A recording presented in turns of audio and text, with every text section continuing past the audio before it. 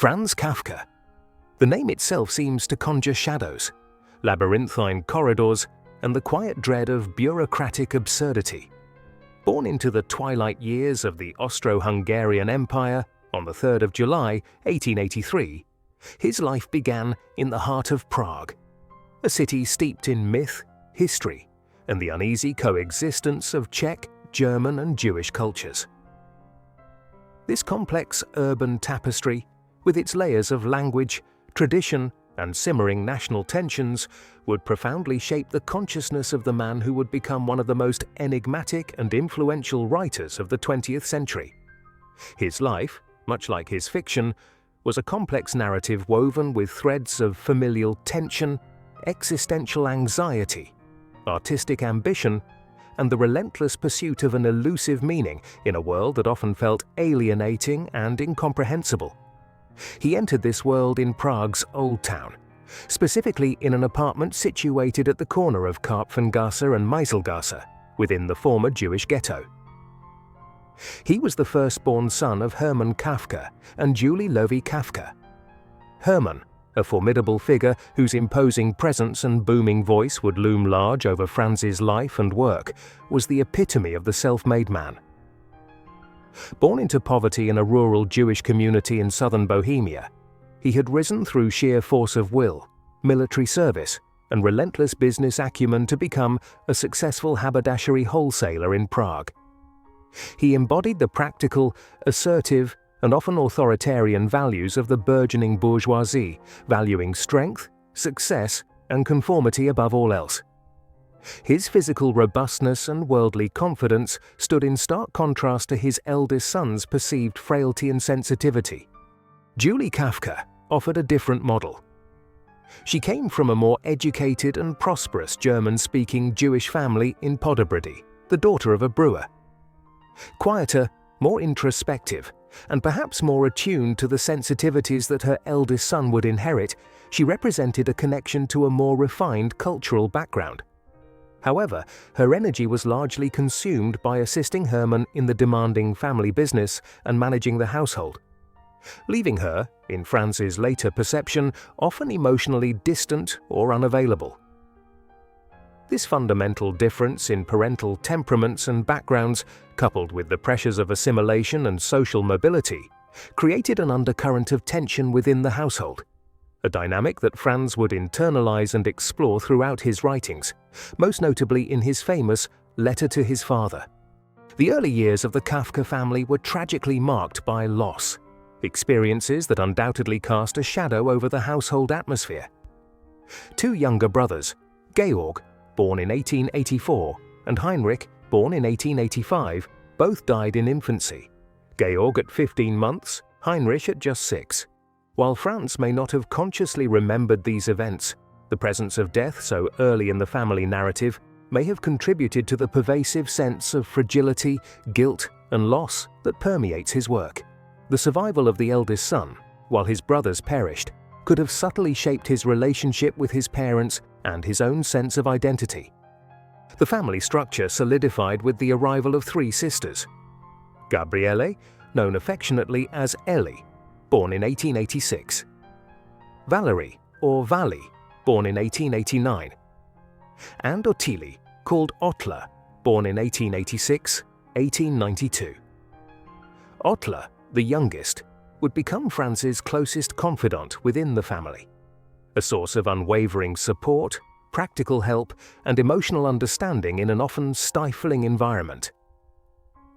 Her independent spirit and willingness to defy their father offered Franz a model of resistance he admired but struggled to emulate.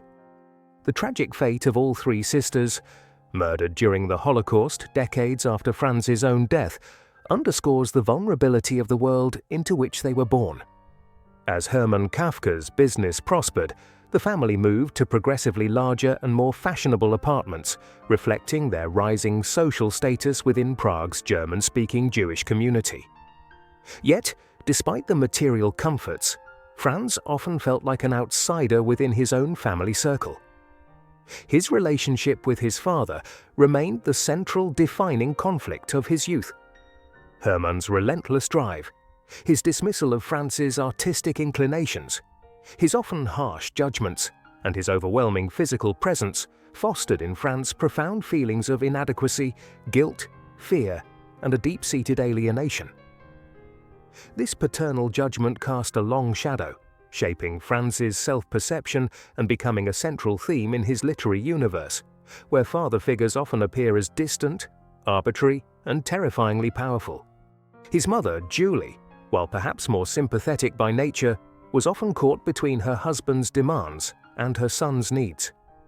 Her loyalty to Hermann and her absorption in the family business limited her ability to act as a buffer or provide the consistent emotional validation Franz craved.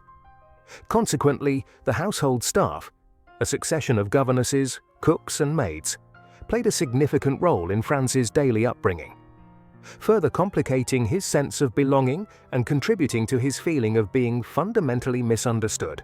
In 1889, at the age of 6, Franz began his formal education at the German primary school for boys, Deutsche Knabenschule, located in Massner Street, then known as Fleischmarkt. This marked his entry into the German-language educational system of Prague, a choice reflecting the family's assimilationist aspirations within the German-speaking minority of the predominantly Czech city.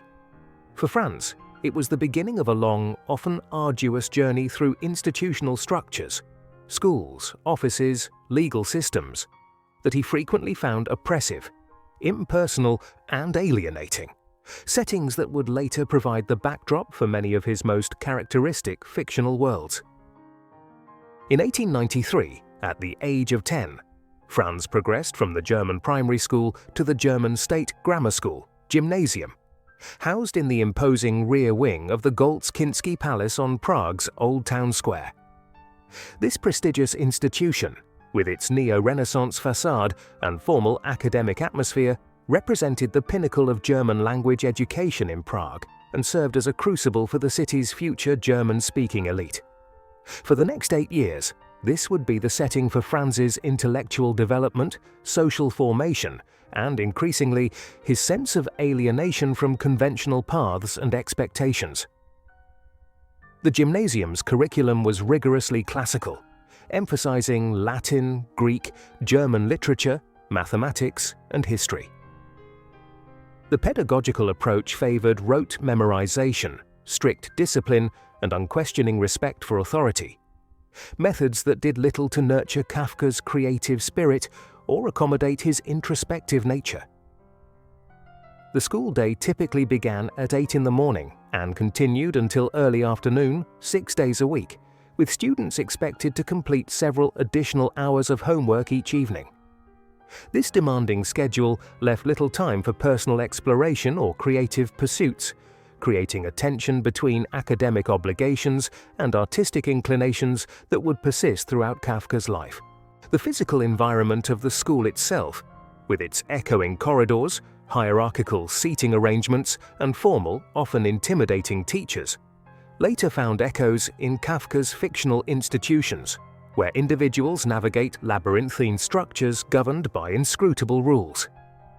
Years later, in conversations with his friend Gustav Janusz, Kafka would describe his school days as a form of imprisonment, noting that the bars were invisible, which made escape seem even more hopeless. Despite his discomfort with the educational environment, Kafka was a conscientious student who performed admirably. His natural intelligence, linguistic aptitude, and meticulous attention to detail ensured that he met the school's demanding standards, even as he privately questioned their value and relevance.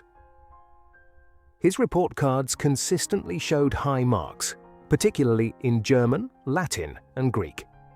But this academic success, however, came at a psychological cost. The pressure to excel, to meet both the school's standards and his father's expectations, fostered in Kafka a pattern of anxious perfectionism and a tendency to measure his worth through external validation, traits that would later complicate his relationship with his own writing. It was during these formative years at the gymnasium that Kafka formed several important friendships that would influence his intellectual development and provide crucial emotional support. Among his classmates were Oskar Pollock, who would become an art historian. Rudolf Illovy, later a poet and journalist. Hugo Bergman, who would develop into a significant philosopher. And Ewald Felix Seabram, whose father directed the Workers' Accident Insurance Institute, where Kafka would later spend most of his professional life. These relationships offered Kafka intellectual stimulation, cultural exchange, and a sense of belonging that he often found lacking at home. These school friendships were characterized by intense discussions of literature, philosophy, and politics. Conversations that continued in Prague's coffee houses and on long walks through the city's winding streets. Through these exchanges, Kafka was exposed to a wide range of ideas and artistic movements, from German Romanticism to Russian realism, from Nietzschean philosophy to emerging modernist aesthetics. These influences would later be absorbed and transformed in his highly distinctive literary vision. In 1896, at 13, Franz celebrated his bar mitzvah, marking his formal entry into the Jewish community. The ceremony took place at the Zigeuner Synagogue in Prague's Jewish quarter, with family members and friends in attendance. For Kafka, this ritual represented less a profound spiritual milestone than a cultural obligation, reflecting the complex and somewhat ambivalent relationship with Judaism that characterized many assimilated Jewish families in Prague at the time. The Kafka family's approach to their Jewish heritage was typical of the German-speaking Jewish bourgeoisie of Prague. They observed major holidays and traditions more out of cultural habit and social convention than deep religious conviction. Hermann Kafka attended synagogue on high holy days, but showed little interest in religious study or spiritual matters. Julie maintained certain Jewish household customs, but was not particularly observant. This nominal connection to Judaism, combined with their aspirations toward assimilation into German culture, created a sense of being caught between worlds, neither fully embraced by the dominant Christian society nor deeply rooted in Jewish tradition. This liminal position, this experience of being simultaneously insider and outsider, would become a central theme in Kafka's writing and his understanding of his own identity. As he progressed through adolescence, Kafka's intellectual horizons expanded considerably beyond the confines of the gymnasium curriculum. By 1899, at 16, he was independently exploring the works of philosophers and scientists whose ideas challenged conventional wisdom and offered radical new perspectives on human existence, morality, and the natural world. Friedrich Nietzsche's critique of traditional morality and his concept of the will to power made a particularly strong impression on the young Kafka, as did Charles Darwin's evolutionary theories, which undermined religious accounts of human origins and purpose. Baruch Spinoza's rational approach to ethics and his pantheistic vision of God as identical with nature offered yet another framework for questioning orthodox beliefs. These intellectual explorations were conducted largely in private, through books borrowed from friends or from Prague's libraries. They represented Kafka's growing independence of mind and his search for alternatives to the conventional worldviews presented by school and family. The tension between these private intellectual adventures and the public conformity expected of him contributed to his developing sense of leading a double life, a division between inner and outer realities that would become characteristic of both his personal experience and his literary vision. Around 1900, at 17, Kafka began his first serious attempts at creative writing. These early literary efforts, most of which have been lost to time, were likely influenced by the German Romantic authors he admired, such as Heinrich von Kleist, E.T.A. Hoffmann, and Franz Grillparzer. They marked the beginning of his lifelong commitment to literary expression as a means of processing his experiences, exploring his inner landscape, and attempting to make sense of a world that often seemed fundamentally absurd and impenetrable. Writing quickly became for Kafka not merely a hobby or even a vocation, but a necessity, a form of spiritual and psychological survival in a world where he felt perpetually out of place. In his diary, he would later write, "Writing is a form of prayer. suggesting the almost religious significance he attached to the act of literary creation. Yet even in these early efforts, Kafka was plagued by self-doubt and a harsh inner critic that would continue to torment him throughout his career, leading him to destroy much of his work and to publish relatively little during his lifetime.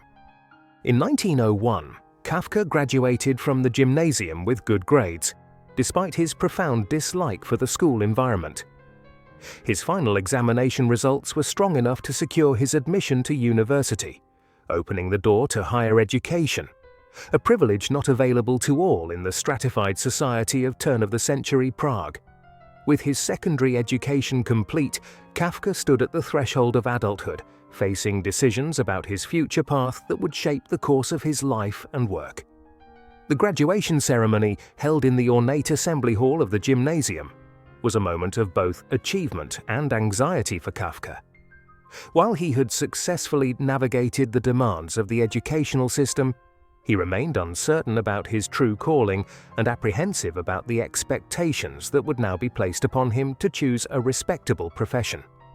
His father, Hermann, had clear ideas about his son's future. He should pursue a practical career that would ensure financial security and social standing. Franz's own inclinations toward literature and philosophy were viewed as impractical indulgences, acceptable as hobbies but not as serious life choices. This fundamental conflict between paternal expectations and personal inclinations, between practical considerations and artistic aspirations, would define much of Kafka's adult life. The completion of his gymnasium education marked not an end, but a new beginning in this ongoing struggle to reconcile external demands with internal truths, a struggle that would find its most profound expression in his literary work. The autumn of 1901 marked a significant transition in Kafka's life as he enrolled at the German Karl Ferdinand University in Prague. Founded in 1348 by Emperor Charles IV, it was one of the oldest universities in Central Europe and a bastion of German language education in the predominantly Czech city. The imposing neo-Renaissance university buildings, situated near the Vltava River, housed faculties of law, medicine, philosophy, and theology, drawing students from across the Austro-Hungarian Empire. Initially, Kafka chose to study chemistry, a decision that reflected less his personal interest than an attempt to pursue a practical, scientifically oriented path that might meet with his father's approval. Hermann Kafka, ever practical and concerned with financial security, had made it clear that he expected his son to choose a respectable profession that would ensure a stable future. Chemistry, with its applications in industry and manufacturing, seemed to offer such prospects. However, this first academic choice proved a false start. After just 2 weeks of attending chemistry lectures and laboratory sessions, Kafka found himself profoundly unsuited to and uninterested in the subject. The precise, methodical nature of chemical experimentation did not align with his more introspective and humanistic inclinations. The laboratory environment, with its emphasis on concrete results and empirical observation, felt alien to a mind more attuned to abstract thought and imaginative exploration. With characteristic honesty, Kafka acknowledged this mismatch and made the decision to switch to law. This choice represented a carefully calibrated compromise between his own inclinations and his father's expectations. Law was a respectable profession that could provide financial security and social standing.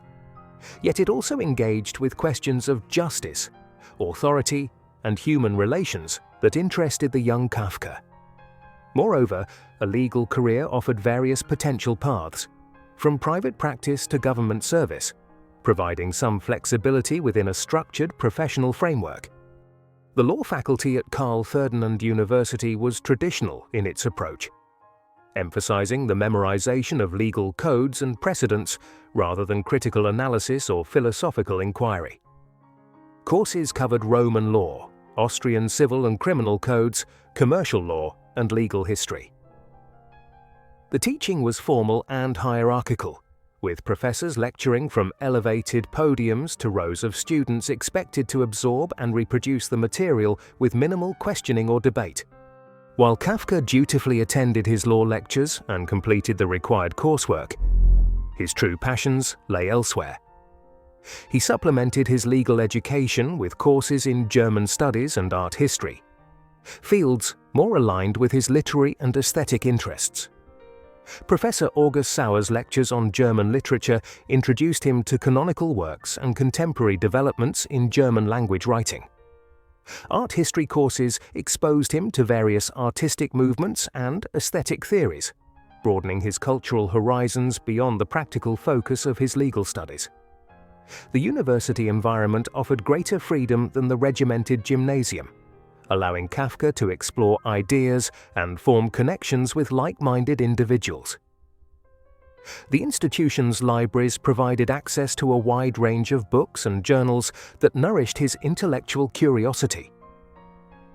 The university's location in central Prague meant that cafes, theatres, and literary salons were within easy reach, offering venues for discussion and cultural engagement beyond formal academic settings.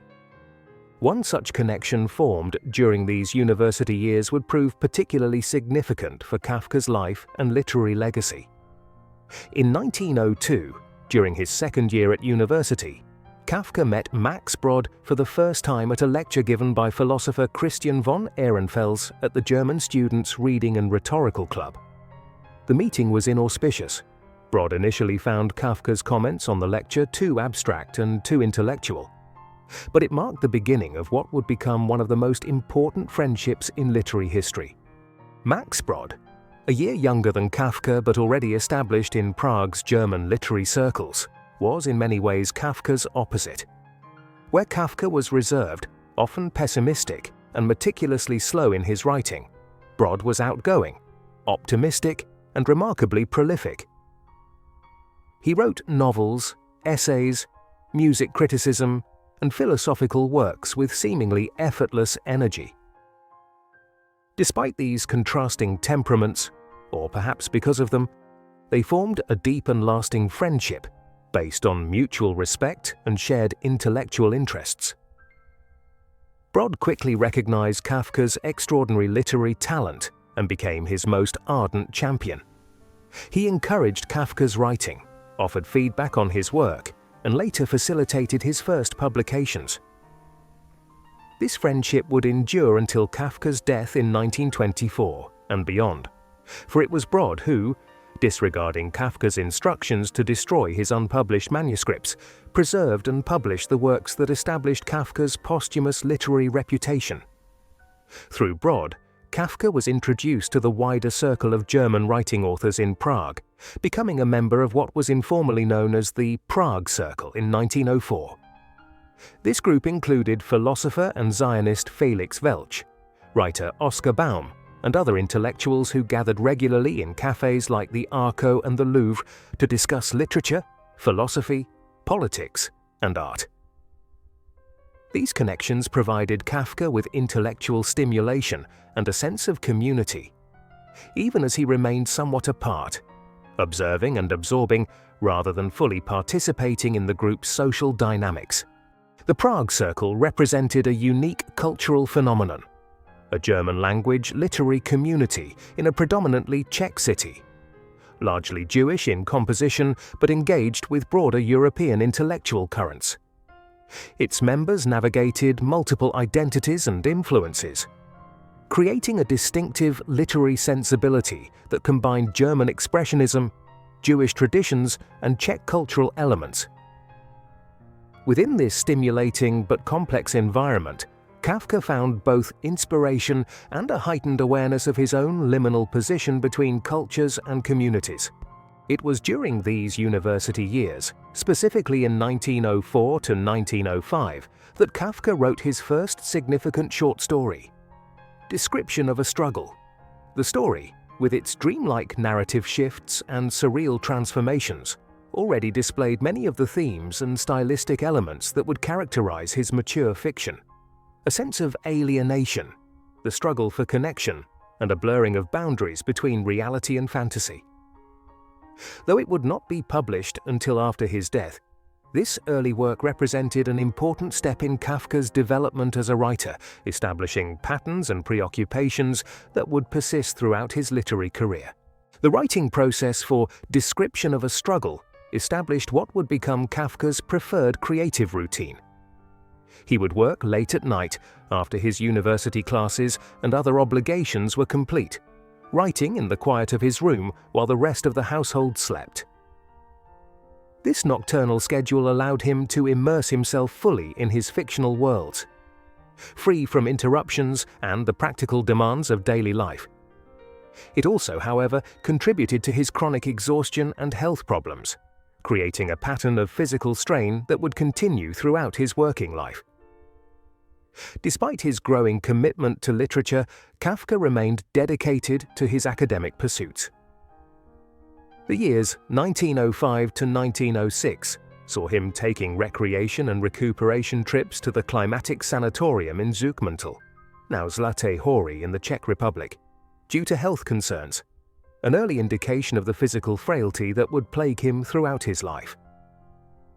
These health issues included frequent headaches, anxiety, insomnia, and digestive problems, a constellation of symptoms that would later be understood as manifestations of the psychological stress he experienced in trying to balance his creative vocation with practical obligations. During school breaks, he also took health holidays to the Vltava, Berunka, and Sazava rivers, often accompanied by Max Brod or other friends.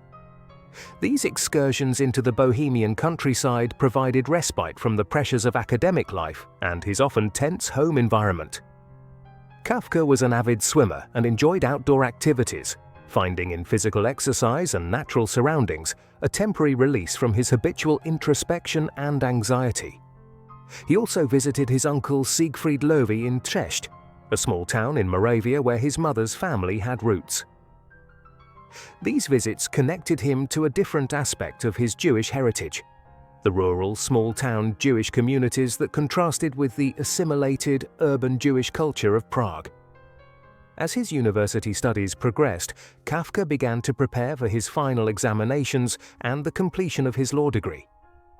This period was marked by intense study and increasing pressure. The rigor of the Austrian legal education system required mastery of extensive material and successful performance in both written and oral examinations. For Kafka, with his perfectionist tendencies and fear of failure, this was a time of considerable stress and self-doubt.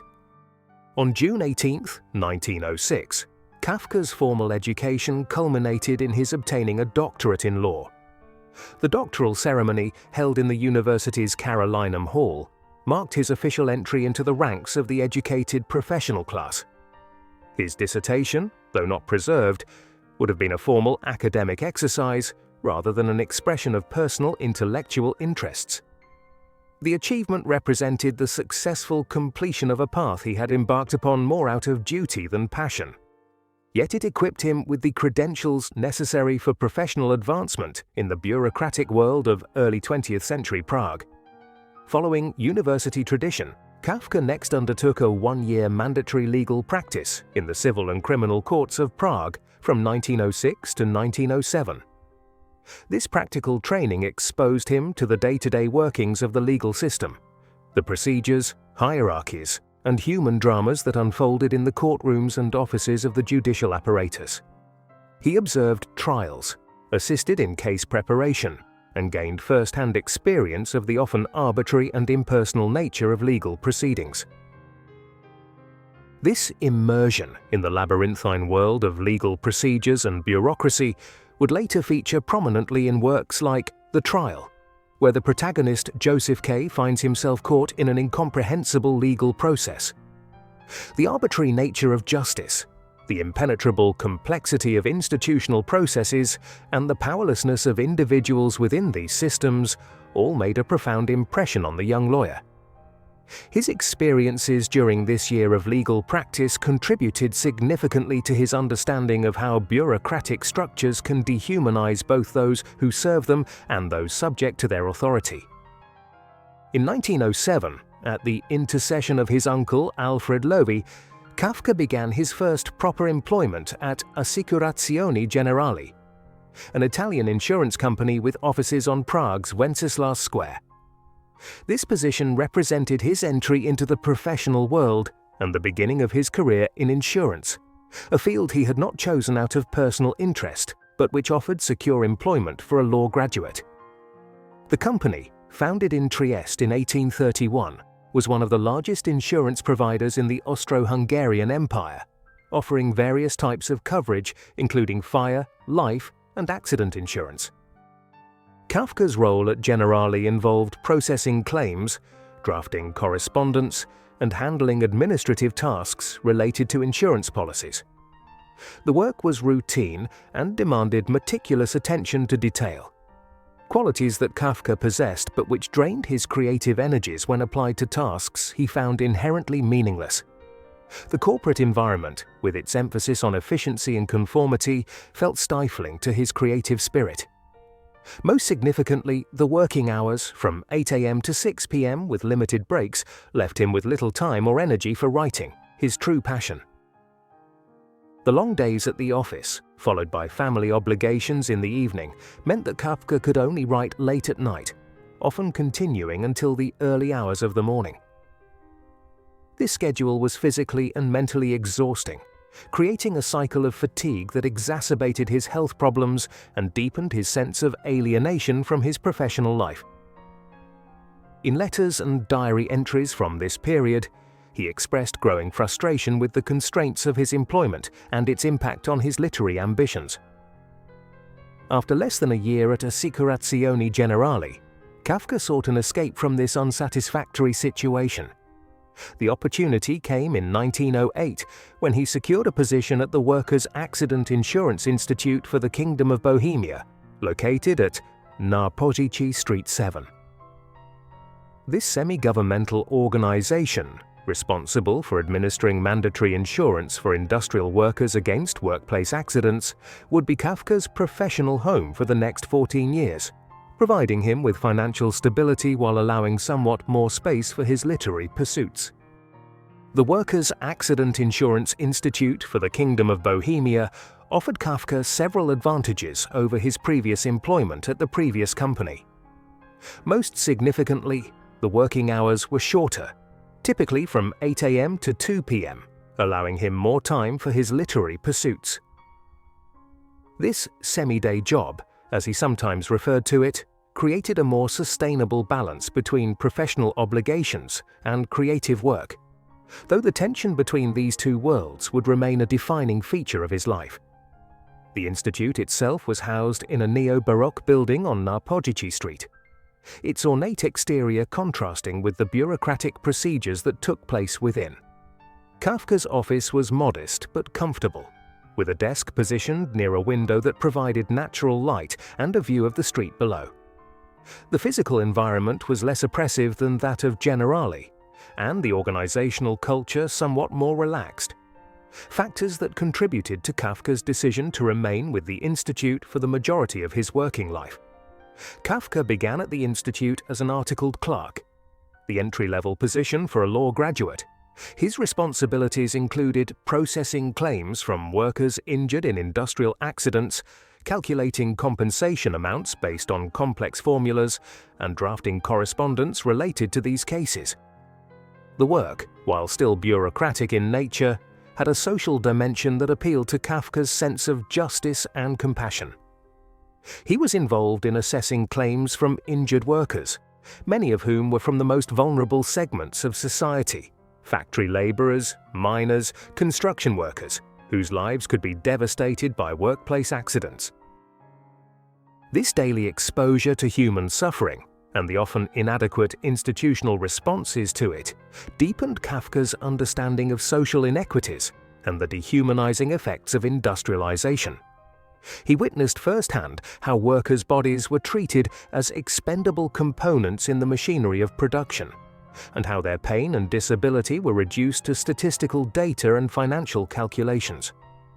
These observations would later inform his literary explorations of alienation, bodily transformation, and the individual's vulnerability within systems of power. Kafka approached these professional duties with characteristic conscientiousness and attention to detail. His legal training served him well in navigating the complex regulations and procedures involved in insurance assessment. He drafted clear, precise reports that were valued by his superiors for their accuracy and thoroughness. Colleagues remembered him as diligent, courteous, and efficient, qualities that earned him promotions and respect within the organization, despite his private ambivalence about his career path. In 1908, the same year he began working at the Insurance Institute, Kafka achieved his first publication. 8 prose pieces appeared in the first issue of the Munich-based literary magazine Hyperion, edited by Franz Blei. These short texts, later included in the collection Meditation, represented Kafka's public debut as a writer. Though modest in scope, this publication was significant for Kafka, providing external validation of his literary efforts and connecting him to a wider audience beyond his immediate circle in Prague. Also in 1908, 8 fragments of Kafka's early fiction were published in Brod's Almanac Arcadia. This publication further cemented Kafka's position within Prague's German literary community and strengthened his friendship with Brod, who was increasingly taking on the role of literary advocate and promoter of Kafka's work. Brod's belief in Kafka's genius never wavered, even when Kafka himself was plagued by doubt about the value of his writing. Kafka's linguistic abilities were remarkable and formed an important aspect of his identity as a writer and intellectual. He wrote primarily in German, the language of his education and of high culture in Prague. His German was precise, clear, and distinctive, characterized by what critic Walter Benjamin would later describe as a linguistic purity that set him apart from many of his contemporaries. This linguistic precision was not merely a stylistic choice, but reflected Kafka's deep concern with the relationship between language and reality, his awareness of the ways in which words both reveal and conceal truth. While German was his primary literary language, Kafka also spoke Czech fluently, the language of the city's majority population and of the streets, markets, and everyday life of Prague. He had learned Czech from domestic servants in his childhood home and had continued to develop his proficiency through regular interaction with Czech speakers. This bilingualism gave him access to both the German and Czech cultural worlds of Prague, though he remained primarily identified with the city's German-speaking minority. Kafka also had a good command of French, the international language of diplomacy and culture in early 20th century Europe. He read French literature in the original and occasionally corresponded in French with friends and acquaintances. In his later years, he would also learn Hebrew, reflecting his growing interest in Jewish culture and Zionism. This multilingualism reflected the complex cultural identity of a German-speaking Jew in a predominantly Czech city, a man positioned at the intersection of multiple traditions and influences. Between 1909 and 1912, Kafka traveled extensively with Max Brod, visiting northern Italy, Paris, and Weimar. These journeys broadened his horizons and exposed him to different cultural environments, art, and architecture. In northern Italy, they visited cities like Milan, Brescia, and Riva del Garda, where Kafka was impressed by the Renaissance art and architecture, so different from the Gothic and Baroque styles that dominated Prague. In Paris, they explored the museums, cafes, and literary haunts of the French capital, immersing themselves in the vibrant cultural life of the city that was then the center of European modernism. Their visit to Weimar in Germany had special significance for Kafka as the city associated with Goethe, whose work he deeply admired. They visited Goethe's house and other sites connected with the great German writer, experiences that reinforced Kafka's sense of connection to the German literary tradition. These travels offered temporary escape from the pressures of family and work in Prague, allowing Kafka periods of relative freedom and stimulation that contrasted with the constraints of his daily routine. It was during this period, specifically in 1909, that Kafka began writing his diaries, which would become not only a record of his daily life, but also a workshop for his literary ideas and a confessional space for his innermost thoughts and anxieties. The diaries, which he would continue to keep until 1923, provide invaluable insights into his creative process, his struggles with writing, his complex relationships, and his evolving self-understanding. They reveal a mind constantly engaged in self-analysis, questioning his choices, examining his motives, and scrutinizing his failures and achievements with unflinching honesty. The diaries also served as a laboratory for Kafka's fiction, containing sketches, fragments, and early versions of stories that would later be developed into published works. They show how he worked through ideas, experimenting with narrative techniques and thematic elements before incorporating them into his formal literary creations. This intimate record of his thought processes offers a unique window into the development of one of the most distinctive literary voices of the 20th century. Kafka's health, never robust, required periodic attention throughout these years. He stayed in sanatoria focusing on natural healing in Erlenbach, 1911, Jungborn, 1912, and Riva, 1913. These facilities, often located in rural or mountainous regions, offered treatments based on principles of naturopathy, emphasizing fresh air, sunlight, vegetarian diet, hydrotherapy, and physical exercise as means to restore health and vitality. Kafka, who had been interested in alternative health approaches since his university days, embraced these regimens with characteristic thoroughness, following prescribed routines of outdoor exercise, cold baths, and dietary restrictions. These health retreats, while primarily motivated by physical concerns such as fatigue, digestive problems, and headaches, also provided psychological respite and opportunities for concentrated writing away from the distractions of Prague. The simplified daily routines, natural surroundings, and distance from family and work responsibilities created conditions conducive to reflection and creativity. Several important literary works were begun or developed during these periods of retreat, suggesting that the physical and mental space they provided was valuable for Kafka's artistic process. A pivotal moment in Kafka's cultural and spiritual development came in 1911, when he attended performances by a Yiddish theatre troupe from Lviv, then Lemberg in Galicia. The troupe, led by Yitzhak Lovi, performed plays that drew on traditional Jewish themes and folklore, presented in Yiddish, the everyday language of Eastern European Jews that combined German, Hebrew, and Slavic elements. For Kafka, whose Jewish identity had been shaped by the assimilationist tendencies of Prague's German Jewish community, these performances opened a window onto a more vibrant, authentic form of Jewish cultural expression. The encounter with Yiddish theatre awakened in Kafka a deeper connection to his Jewish heritage and sparked an interest in Yiddish culture and language that would continue throughout his life. He formed a friendship with Loewy, attended multiple performances, and even arranged for the troupe to perform for the Bar Kochba Jewish Students Association in Prague.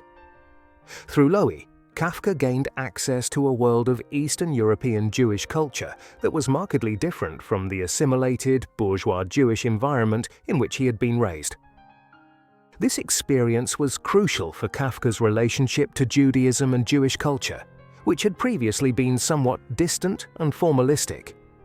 It marked the beginning of a more engaged exploration of his Jewish identity that would continue and deepen throughout his life, eventually leading to his study of Hebrew and his interest in Zionism.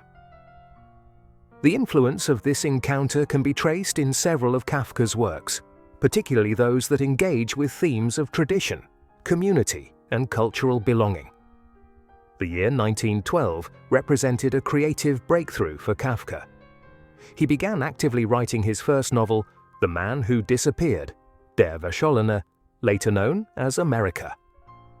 This work, which would remain unfinished at his death, follows the adventures of a young European immigrant named Karl Rossmann in a fantastical version of the United States. Unlike his later novels, with their claustrophobic, nightmarish qualities, America has elements of picaresque adventure and even humor, though it still explores themes of alienation, authority, and the search for belonging that would become central to Kafka's literary vision.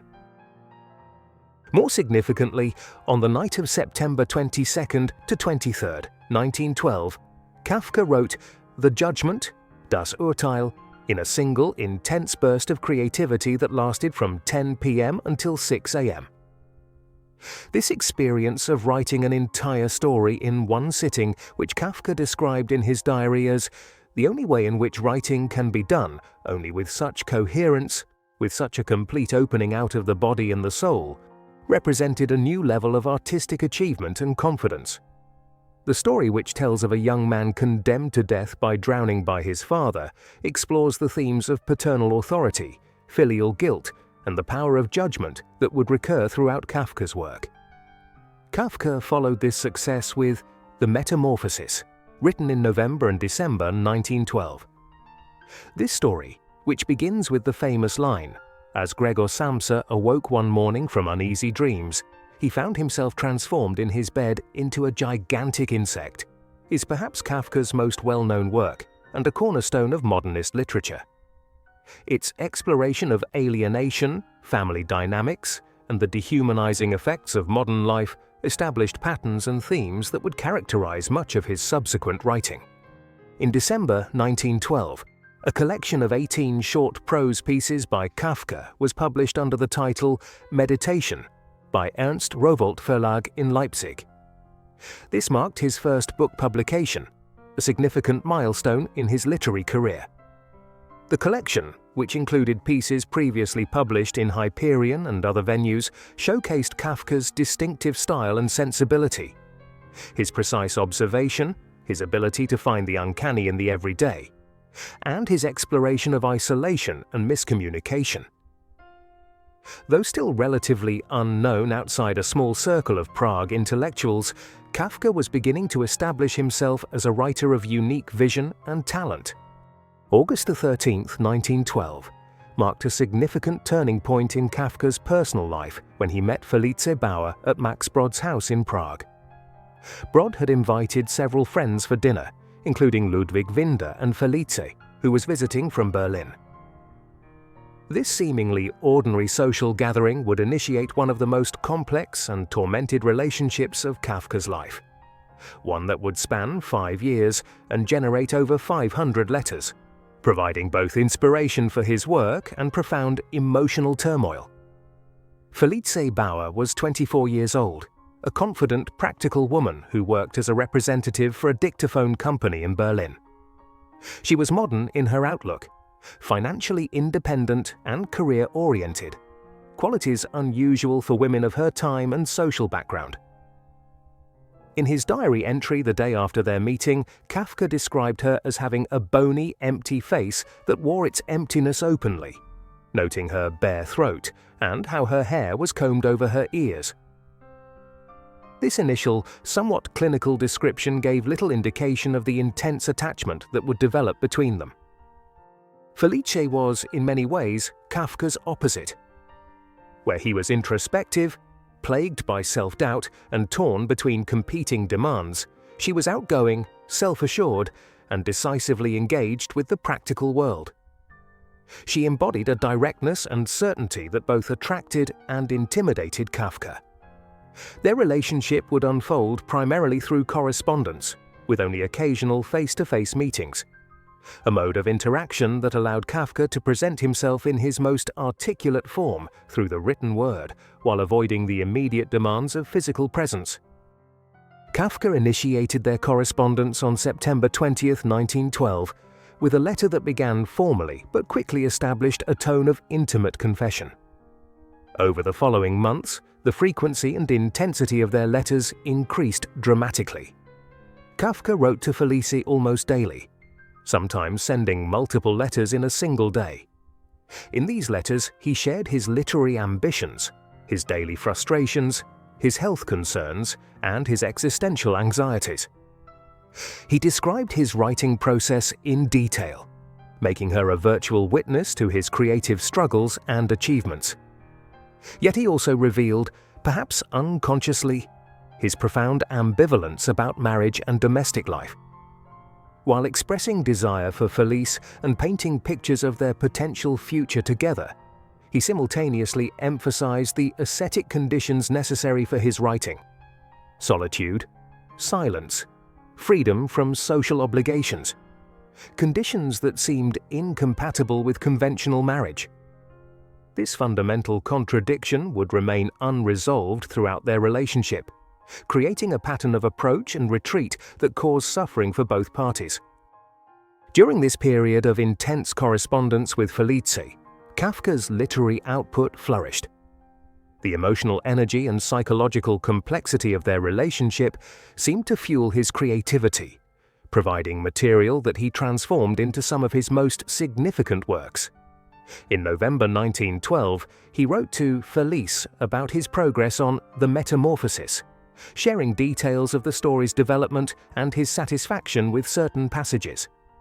This pattern of using their correspondence as a kind of creative sounding board would continue throughout their relationship.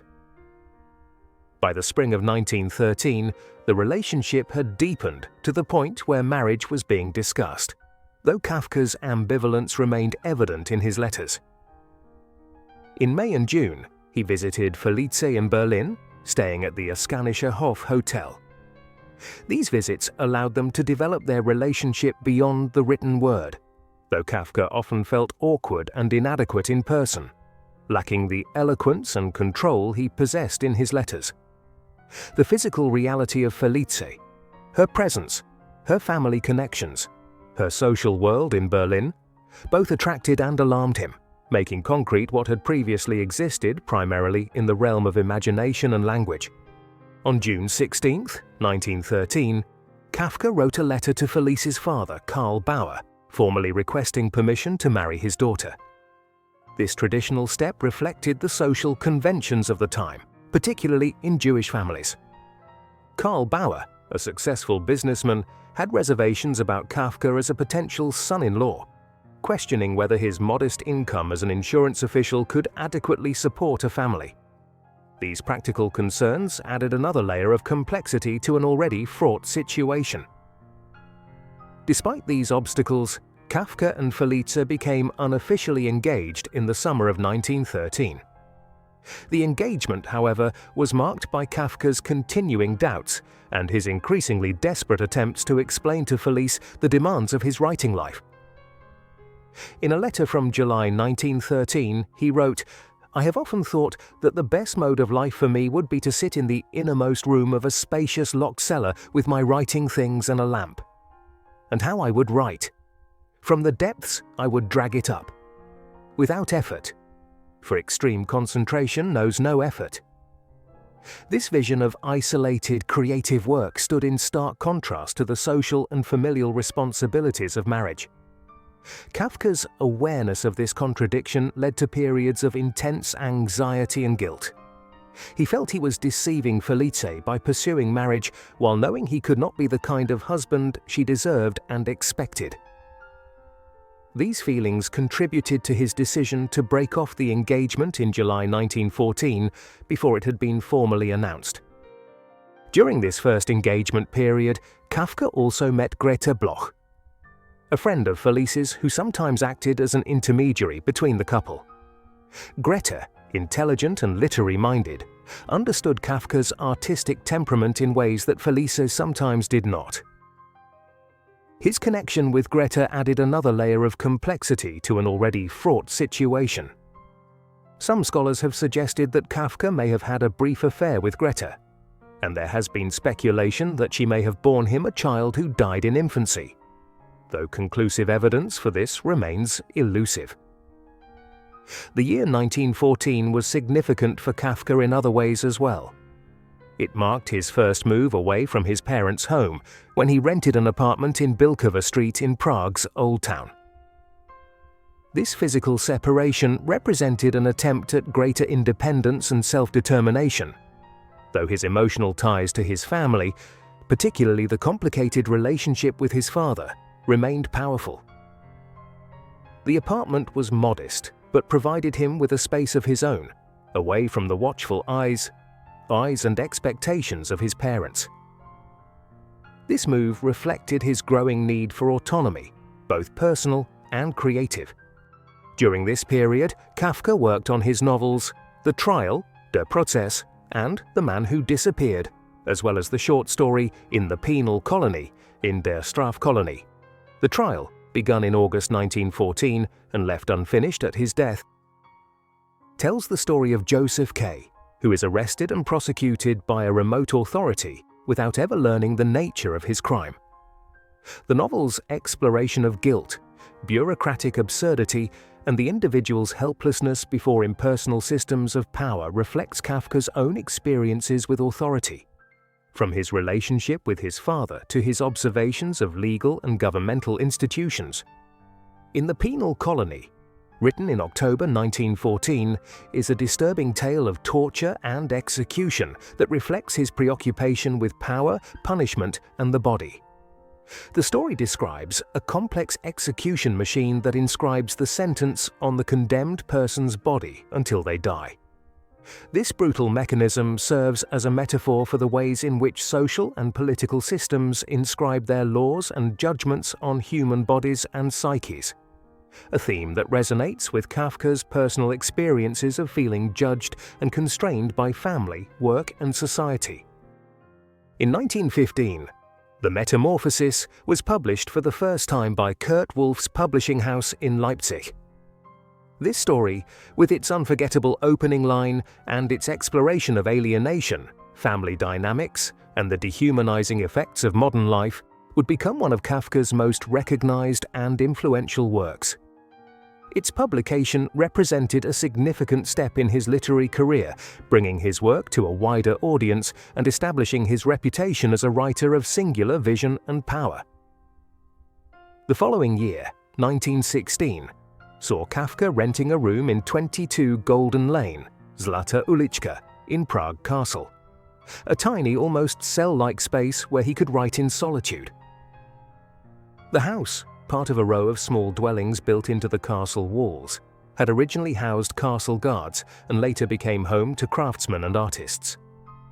Kafka's room was barely large enough for a bed, a desk, and a chair, but its isolation and quiet provided ideal conditions for writing. It was here that he wrote the short stories later published as A Country Doctor, Ein Landarzt, a collection that includes some of his most enigmatic and dreamlike tales.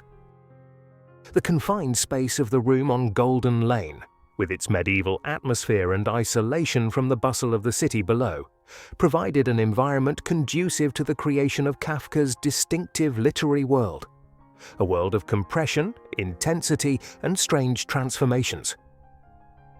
The physical constraints of the space seem to mirror the concentrated, claustrophobic quality of his prose. Kafka would work here in the evenings and at night after his day job at the Insurance Institute, sometimes writing until dawn before returning to his family's apartment to sleep for a few hours before going to work. In 1917, Kafka published A Report to an Academy, the tragicomic monologue of an ape who has learned to behave like a human in order to escape captivity. The story's exploration of assimilation, performance, and the loss of authentic identity resonates with Kafka's own experience as a Jewish intellectual in a predominantly Christian society, a German speaker in a Czech city, and a sensitive artist in a bureaucratic profession.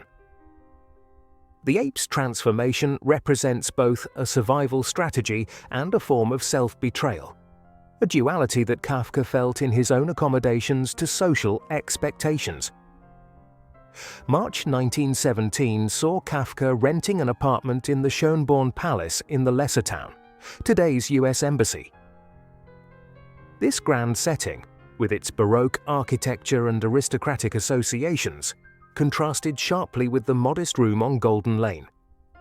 The palace, built in the 17th century for the noble Schönborn family, had been divided into apartments by the early 20th century. Kafka's rooms were on the top floor, offering views over the city and a more spacious environment than his previous lodgings. It was here that he wrote The Great Wall of China, a story inspired by Prague's Hunger Wall, a medieval structure built during a famine to provide employment. The Great Wall of China explores themes of monumental, seemingly purposeless construction projects and the disconnect between rulers and the ruled. The wall, built in sections that never connect, becomes a metaphor for human efforts to create meaning and security in a world where ultimate purposes remain obscure. The story reflects Kafka's ongoing preoccupation with authority, meaning, and the individual's place within vast, impersonal systems, concerns that were deeply rooted in his personal experiences and observations of early 20th century European society. August 1917 brought the first signs of the tuberculosis that would eventually claim Kafka's life.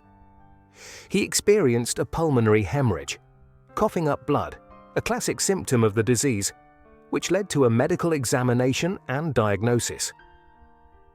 Tuberculosis, then commonly known as consumption, was a widespread and feared disease in early 20th century Europe. Before the development of effective antibiotics in the mid-20th century, it was often fatal, particularly in its advanced stages. The diagnosis was a profound shock to Kafka, forcing him to confront his mortality in a new and immediate way. This health crisis led to the cancellation of his second engagement to Felitis Bauer, marking the definitive end of their long, complicated relationship. Kafka's awareness of his illness intensified his sense of isolation and his conviction that he was unsuited for conventional marriage and family life. He wrote to Felice that he was mentally ill and that "my illness and your physical well-being do not go together." This final separation, while painful for both parties, reflected Kafka's recognition that their life paths were fundamentally incompatible. A recognition that his illness had made impossible to ignore or rationalize away. Following the tuberculosis diagnosis, Kafka took a health holiday to his sister Ottilie's farm in Sejem, Zurau, in northwestern Bohemia. Ottla, the youngest of his sisters and the one to whom he felt closest, had leased the farm as part of her own quest for independence from their father's influence. She invited Franz to stay, hoping the rural environment would benefit his health and spirits. This rural retreat provided a respite from the pressures of Prague and the Insurance Institute. In the quiet of the countryside, surrounded by nature and free from the demands of office work, Kafka found a measure of peace and clarity. He stayed in Zurau from September 1917 to April 1918, one of the longest periods he spent away from Prague. During these months, he lived simply, helping with farm tasks when his health permitted, taking long walks in the surrounding fields and woods, and writing regularly. He wrote a series of aphorisms and reflections during this period, later published as the Zurau Aphorisms, which distill his philosophical and spiritual insights into brief, often enigmatic statements. These aphorisms touch on themes of truth, suffering, evil, and transcendence, revealing a mind grappling with fundamental questions of existence in the shadow of illness and mortality. The Zurau period represented a kind of pastoral interlude in Kafka's otherwise urban existence. The rhythms of rural life, the close connection to natural cycles, and the distance from urban social pressures allowed him a different perspective on his life and work. In letters from this time, he expressed appreciation for the simplicity and authenticity of country life, contrasting it favorably with the artificiality and constraints he associated with city living.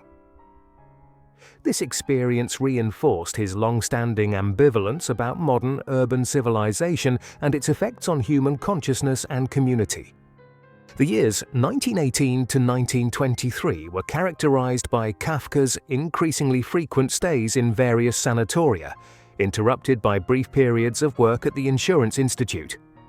His tuberculosis, though temporarily stabilized, remained a constant threat, requiring regular medical attention and periods of rest away from Prague's pollution and the stresses of urban life. These years represented a gradual withdrawal from conventional social and professional life, as Kafka's focus increasingly turned inward, toward his writing, his health, and his exploration of spiritual and existential questions. In 1918, following his extended stay at his sister's farm in Zurau, Kafka spent time at Pensionstudel in Jelizy, Schellissen, near Mielnik, a small resort town north of Prague. The pension, situated in a wooded area near the Elbe River, offered simple accommodations and a peaceful environment conducive to rest and recovery. It was here that Kafka met Julie Vorizek, a young woman from a modest Jewish family who was also staying at the pension for health reasons. Julie, with her unpretentious manner and lack of literary sophistication, represented a different type of female companionship than Kafka had experienced with the educated, career-oriented Felice Bauer. Their connection developed quickly, based on mutual attraction and a shared experience of convalescence. Julie's straightforward nature and absence of intellectual pretension appealed to Kafka, offering a refreshing contrast to the complex, often fraught dynamics of his relationship with Felice. By the autumn of 1918, they had become engaged, planning a simple life together that would accommodate Kafka's need for quiet and his fragile health. This engagement, however, met with fierce opposition from Hermann Kafka. When Franz informed his father of his plans to marry Julie, Hermann responded with contempt, dismissing her as a common waitress. She had worked briefly in a hotel, and suggesting that Franz could find a better match. This reaction reflected not only Hermann's social snobbery, but also his continuing need to control his son's life choices, even as Franz approached his 40th year. The conflict came at a particularly sensitive time, as the end of World War I and the collapse of the Austro-Hungarian Empire had created political and economic uncertainties that heightened Hermann's concerns about his son's financial security. Faced with his father's disapproval, Kafka ultimately terminated the engagement to Julie, a painful capitulation that reflected the continuing power of Hermann Kafka over his adult son's life choices. This surrender to paternal authority was particularly poignant given Franz's age and his previous attempts to establish independence. It demonstrated the profound psychological hold that Hermann maintained over his son, a dynamic that Franz had struggled with throughout his life and that had shaped much of his writing. This conflict with his father over the engagement to Julie prompted Kafka to write his famous Letter to his Father, Briefen den Vater, in November 1919, a document that runs to more than 100 pages. In this letter, which was never actually delivered to Hermann, Kafka articulates with extraordinary precision and insight the nature of their troubled relationship and its impact on his development as a person and as a writer. He describes his father's overwhelming physical and psychological presence, his own feelings of inadequacy and guilt, and the ways in which paternal authority had shaped and, in Kafka's view, damaged his sense of self. "I was a timid child," he writes. "Nevertheless, I am sure that I was also stubborn, as children are. I am sure that mother spoiled me too, but I cannot believe that I was particularly difficult to handle. I cannot believe that a kindly word, a quiet taking by the hand, a friendly look, could not have got from me whatever anyone wanted." This poignant reflection on his childhood need for gentleness and affirmation, contrasted with his father's harsh judgments and intimidating manner, reveals the emotional core of their conflict. The letter represents one of the most profound and penetrating analyses of the father-son relationship in literature. Its psychological acuity and emotional honesty make it not only a key to understanding Kafka's personal history, but also a document of broader significance for exploring family dynamics and the formation of identity. Though Hermann never read the letter, Franz gave it to his mother, who returned it without passing it on. The act of writing it may have provided Franz with a measure of catharsis and clarity about this central relationship in his life. In 1920, Kafka's health continued to deteriorate, and he spent time in a sanatorium in Merano, Italy. The Mediterranean climate was thought to be beneficial for tuberculosis patients, and the change of scenery provided some respite from the familiar pressures of Prague. The sanatorium offered various treatments considered helpful for tuberculosis at the time, including rest cures, dietary regimens, and exposure to fresh air and sunshine. These approaches, while not curative, could sometimes slow the progress of the disease and alleviate symptoms.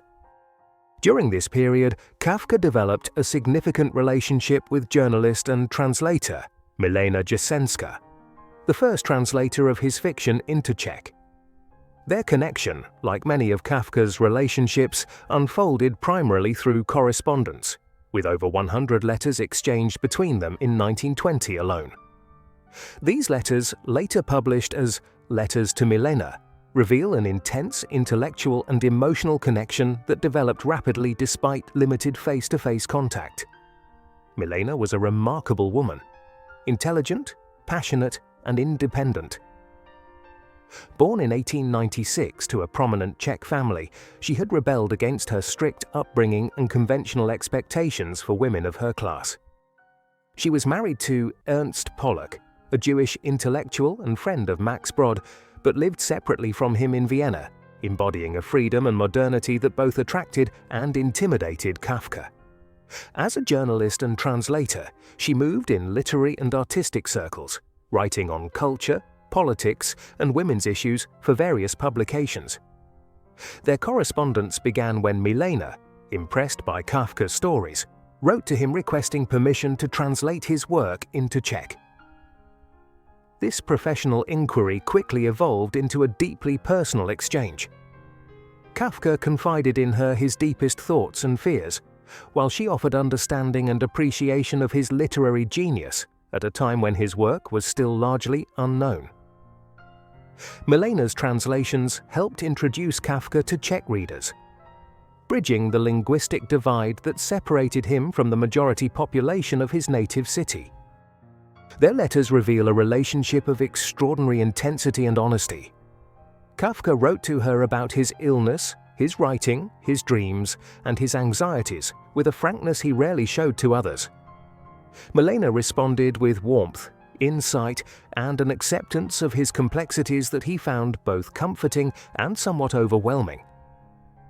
Their correspondence has a quality of mutual revelation and discovery, as if each had found in the other a unique mirror for their own thoughts and feelings. Despite the profound connection they shared, Kafka ultimately retreated from the possibility of a life with Milena. His tuberculosis, his ingrained hesitancy about intimate relationships, and perhaps his recognition of the fundamental differences in their temperaments. She embraced life with a vigor and directness that contrasted with his own cautious, introspective nature. All contributed to his decision to maintain distance. Their correspondence dwindled by 1923, though Milena would remain one of the people who understood him most deeply. After Kafka's death, she would write, "He was a man who knew the human soul. He understood it as it can only be understood by someone who has lived in the depths of loneliness." In 1921, Kafka's health necessitated another stay in a sanatorium, this time in Matliar in the High Tatras Mountains, now part of Slovakia. The mountain air was considered particularly beneficial for tuberculosis patients, and the remote location offered a complete change from urban life. The following year, he spent time in Spindlerův Mlýn, Spindelmühle, in the Krkonoše Mountains and in Planá nad Lužnicí in southern Bohemia. These periods of isolation and convalescence, while physically challenging, often provided Kafka with the solitude and focus necessary for his writing. It was during this period that he worked on The Castle, Das Schloss, a novel that would be published posthumously in 1926. The novel tells the story of a man known only as K, who arrives in a village dominated by a mysterious castle whose authorities never grant him the recognition he seeks. K's futile attempts to reach the castle and establish his position as the land surveyor he claims to be led him through a series of bizarre encounters with villagers and minor officials, none of which bring him any closer to his goal. The novel's themes of bureaucratic labyrinth, inaccessible authority, and the individual's futile quest for belonging and validation reflect Kafka's own experiences and preoccupations. The setting, A snow-covered village in winter, isolated and enclosed, creates an atmosphere of claustrophobia and stasis that mirrors Kay's psychological state. The unfinished nature of the work, it breaks off mid-sentence, seems almost emblematic of Kafka's life and career, cut short before their full realization. During this same period, Kafka also wrote The Hunger Artist, a short story about a performer who fasts for public entertainment, only to be forgotten and replaced by a young panther that draws larger crowds.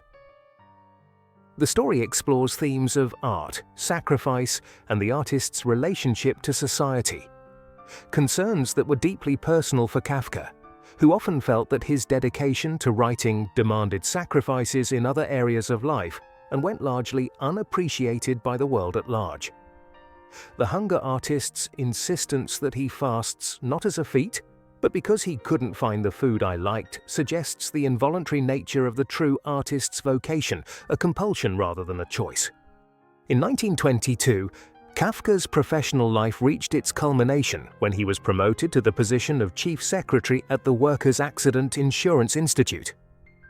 This advancement recognized his years of diligent service and his expertise in insurance matters. His responsibilities now included supervising other employees, representing the institute at meetings and conferences, and handling more complex cases and policy issues.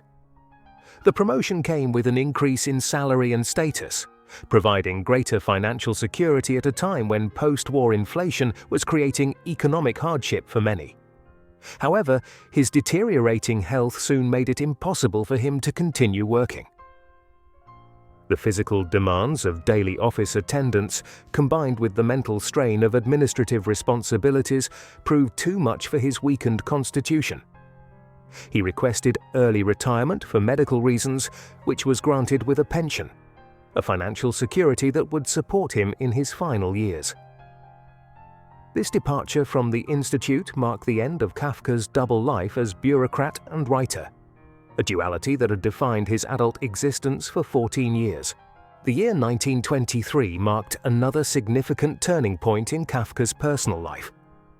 While staying in Müritz, a Baltic Sea resort, he met Dora Diamant, a young woman from an Orthodox Jewish family in Galicia. Dora, 25 years old to Kafka's 40, was working at a Jewish vacation camp for children.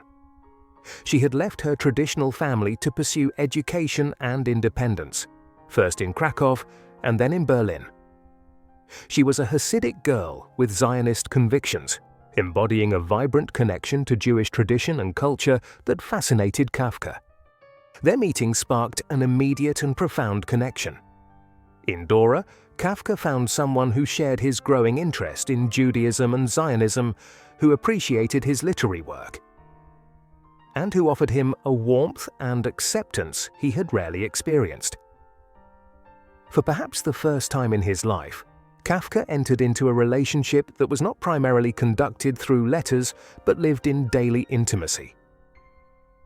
Dora later recalled their first conversation, noting how Kafka's gentle manner and attentive listening immediately set him apart from other men she had known. In a bold move that broke with his previous patterns of hesitation and retreat, Kafka decided to move to Berlin with Dora in the autumn of 1923. This decision represented a significant act of independence from his family, particularly his father. By choosing to live with Dora without marriage, though they presented themselves as husband and wife, in a city far from Prague, Kafka was asserting his autonomy in a way he had rarely done before. The move coincided with a period of hyperinflation in Germany, creating practical challenges for the couple, but also a sense of shared adventure and mutual support in difficult circumstances. The Berlin period, despite the severe economic hardships of Germany's hyperinflation era and Kafka's worsening health, was in many ways a time of personal fulfillment. Dora created a supportive environment that allowed Kafka to focus on his writing. She understood and respected his need for solitude and creative space, while providing the companionship and care he increasingly required as his illness progressed. Their small apartment in Steglitz, at a suburb of Berlin, became what Kafka described as a writing laboratory, emphasizing how conducive it was to his work. During this time, Kafka's interest in Judaism deepened significantly. He studied Hebrew with dedication, reading from the Torah daily and engaging with Jewish texts and traditions. His teacher, Pua ben Tovim, noted his exceptional commitment and rapid progress in learning the language. His diaries indicate that he dreamt about living in Palestine, a dream he shared with Dora, who was actively involved in Zionist circles. This engagement with his Jewish heritage represented a kind of homecoming for Kafka, a reconnection with cultural and spiritual roots that had been somewhat attenuated in his assimilated upbringing. In Berlin, Kafka wrote his short story, The Burrow, a tale narrated by an unidentified creature who has built an elaborate underground dwelling to protect itself from undefined threats. The creature's obsessive efforts to perfect its burrow, its constant vigilance against potential invaders, and its inability to ever feel truly secure reflect Kafka's own anxieties about safety, vulnerability, and the futile quest for absolute protection. Like many of his works, it remained unfinished, breaking off at a point of heightened tension when the narrator becomes aware of a mysterious noise that may indicate the approach of an enemy. By March 1924, Kafka's tuberculosis had advanced to a critical stage. His throat was affected, making eating and drinking extremely painful, a cruel affliction for someone who had always been fastidious about his diet and health. The laryngeal tuberculosis, a complication of pulmonary tuberculosis, created lesions in his throat that made swallowing an agony and eventually made it impossible for him to take nourishment. This condition, combined with the general weakness caused by the disease, led to rapid physical decline. Max Brod and Kafka's uncle Siegfried Loewe traveled to Berlin, and recognizing the severity of his condition, moved him back to Prague to his parents' house in Old Town Square. The return to Prague and to his family home must have been emotionally complex for Kafka. He had finally achieved a measure of independence and personal happiness with Dora, only to be forced by illness back into the familial environment from which he had struggled to separate himself. Yet the practical necessities of his care made the move unavoidable. Despite his rapidly failing health, Kafka continued to write. In March and April 1924, he worked on Josephine the Singer, or The Mousefolk, which would be his last completed story.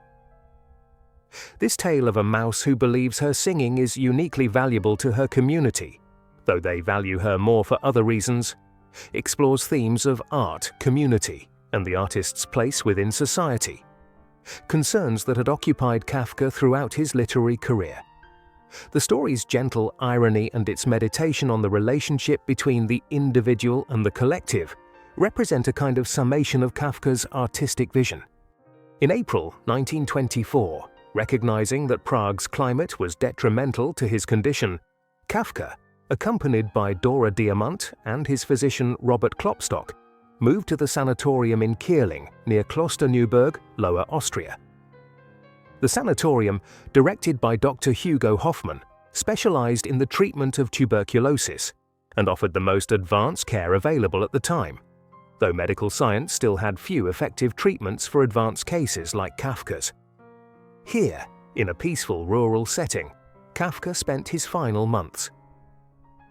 His physical suffering was intense. The tuberculosis had progressed to his larynx, making speaking and swallowing excruciatingly painful. He was reduced to communicating through written notes, further isolating him in his final days. His weight dropped dramatically as he became unable to eat, and he required morphine for pain management. Yet visitors remarked on his mental clarity and his continued interest in literature and ideas. He read proofs of his story, The Hunger Artist, which was to be published in a literary magazine, making corrections and suggestions until near the end. Dora remained by his side, reading to him when he could no longer read himself, and providing comfort in his final days. Their relationship, though brief in duration, had brought Kafka a rare experience of domestic happiness and acceptance. In Dora, he had found someone who embraced him fully, as a man, as a writer, and as a Jew, without the reservations or conditions that had characterized so many of his other relationships. Max Brod also visited regularly, maintaining the friendship that had been central to Kafka's literary life for over 2 decades. On June 3, 1924, Franz Kafka died at the sanatorium in Kierling. He was 40 years old. The immediate cause of death was laryngeal tuberculosis, which had spread from his lungs to his throat, essentially causing him to starve to death as swallowing became impossible. His final hours were attended by Dora and Dr. Klopstock, who later reported that Kafka faced death with remarkable equanimity. According to Klopstock, Kafka's last request was for morphine to hasten the end, saying, "Kill me, or else you are a murderer," a plea that reflected both his suffering and his clear-eyed recognition of his situation. On June 11, 1924, Kafka was buried in the family vault in the new Jewish cemetery in Prague, Straschnitz. His funeral was attended by a small group of family and friends, including his parents, sisters, Max Brod, and several colleagues from the Insurance Institute. The rabbi who officiated knew little of Kafka personally or professionally, delivering a generic eulogy that failed to capture the unique qualities of the man or his work. The tombstone, created by architect Leopold Ehrmann, bears a simple inscription with his name and dates. In death, as in life, Kafka's public presence was modest and unassuming, giving little indication of the profound literary legacy he would leave behind.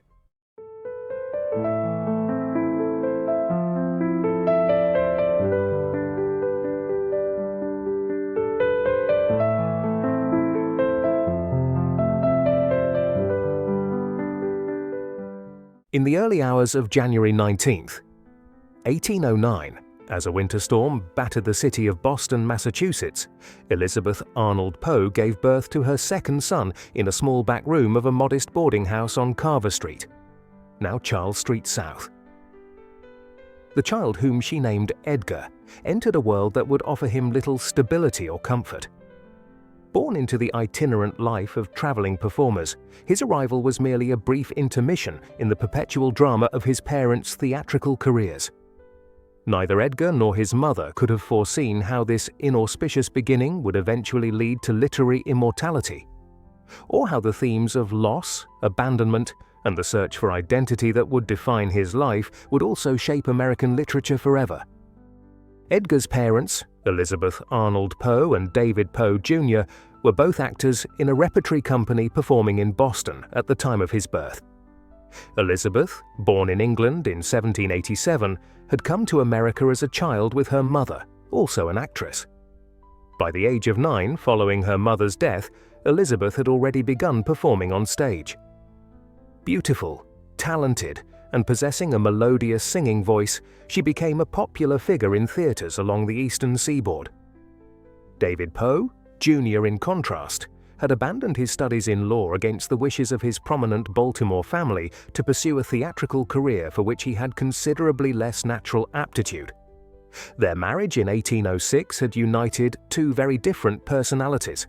She, disciplined and professional. He, erratic and given to excessive drinking. Edgar was not their first child.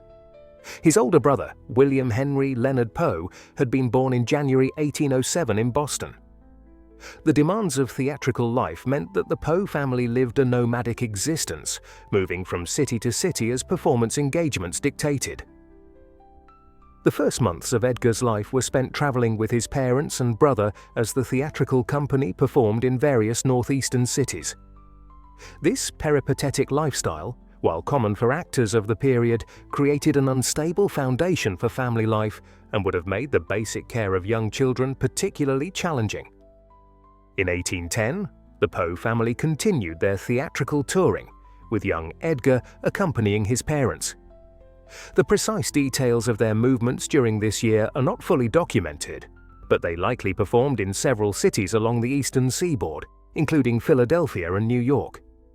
For Edgar, not yet 2 years old, these early experiences of constant movement and changing environments would have established a pattern of impermanence that would characterize much of his childhood.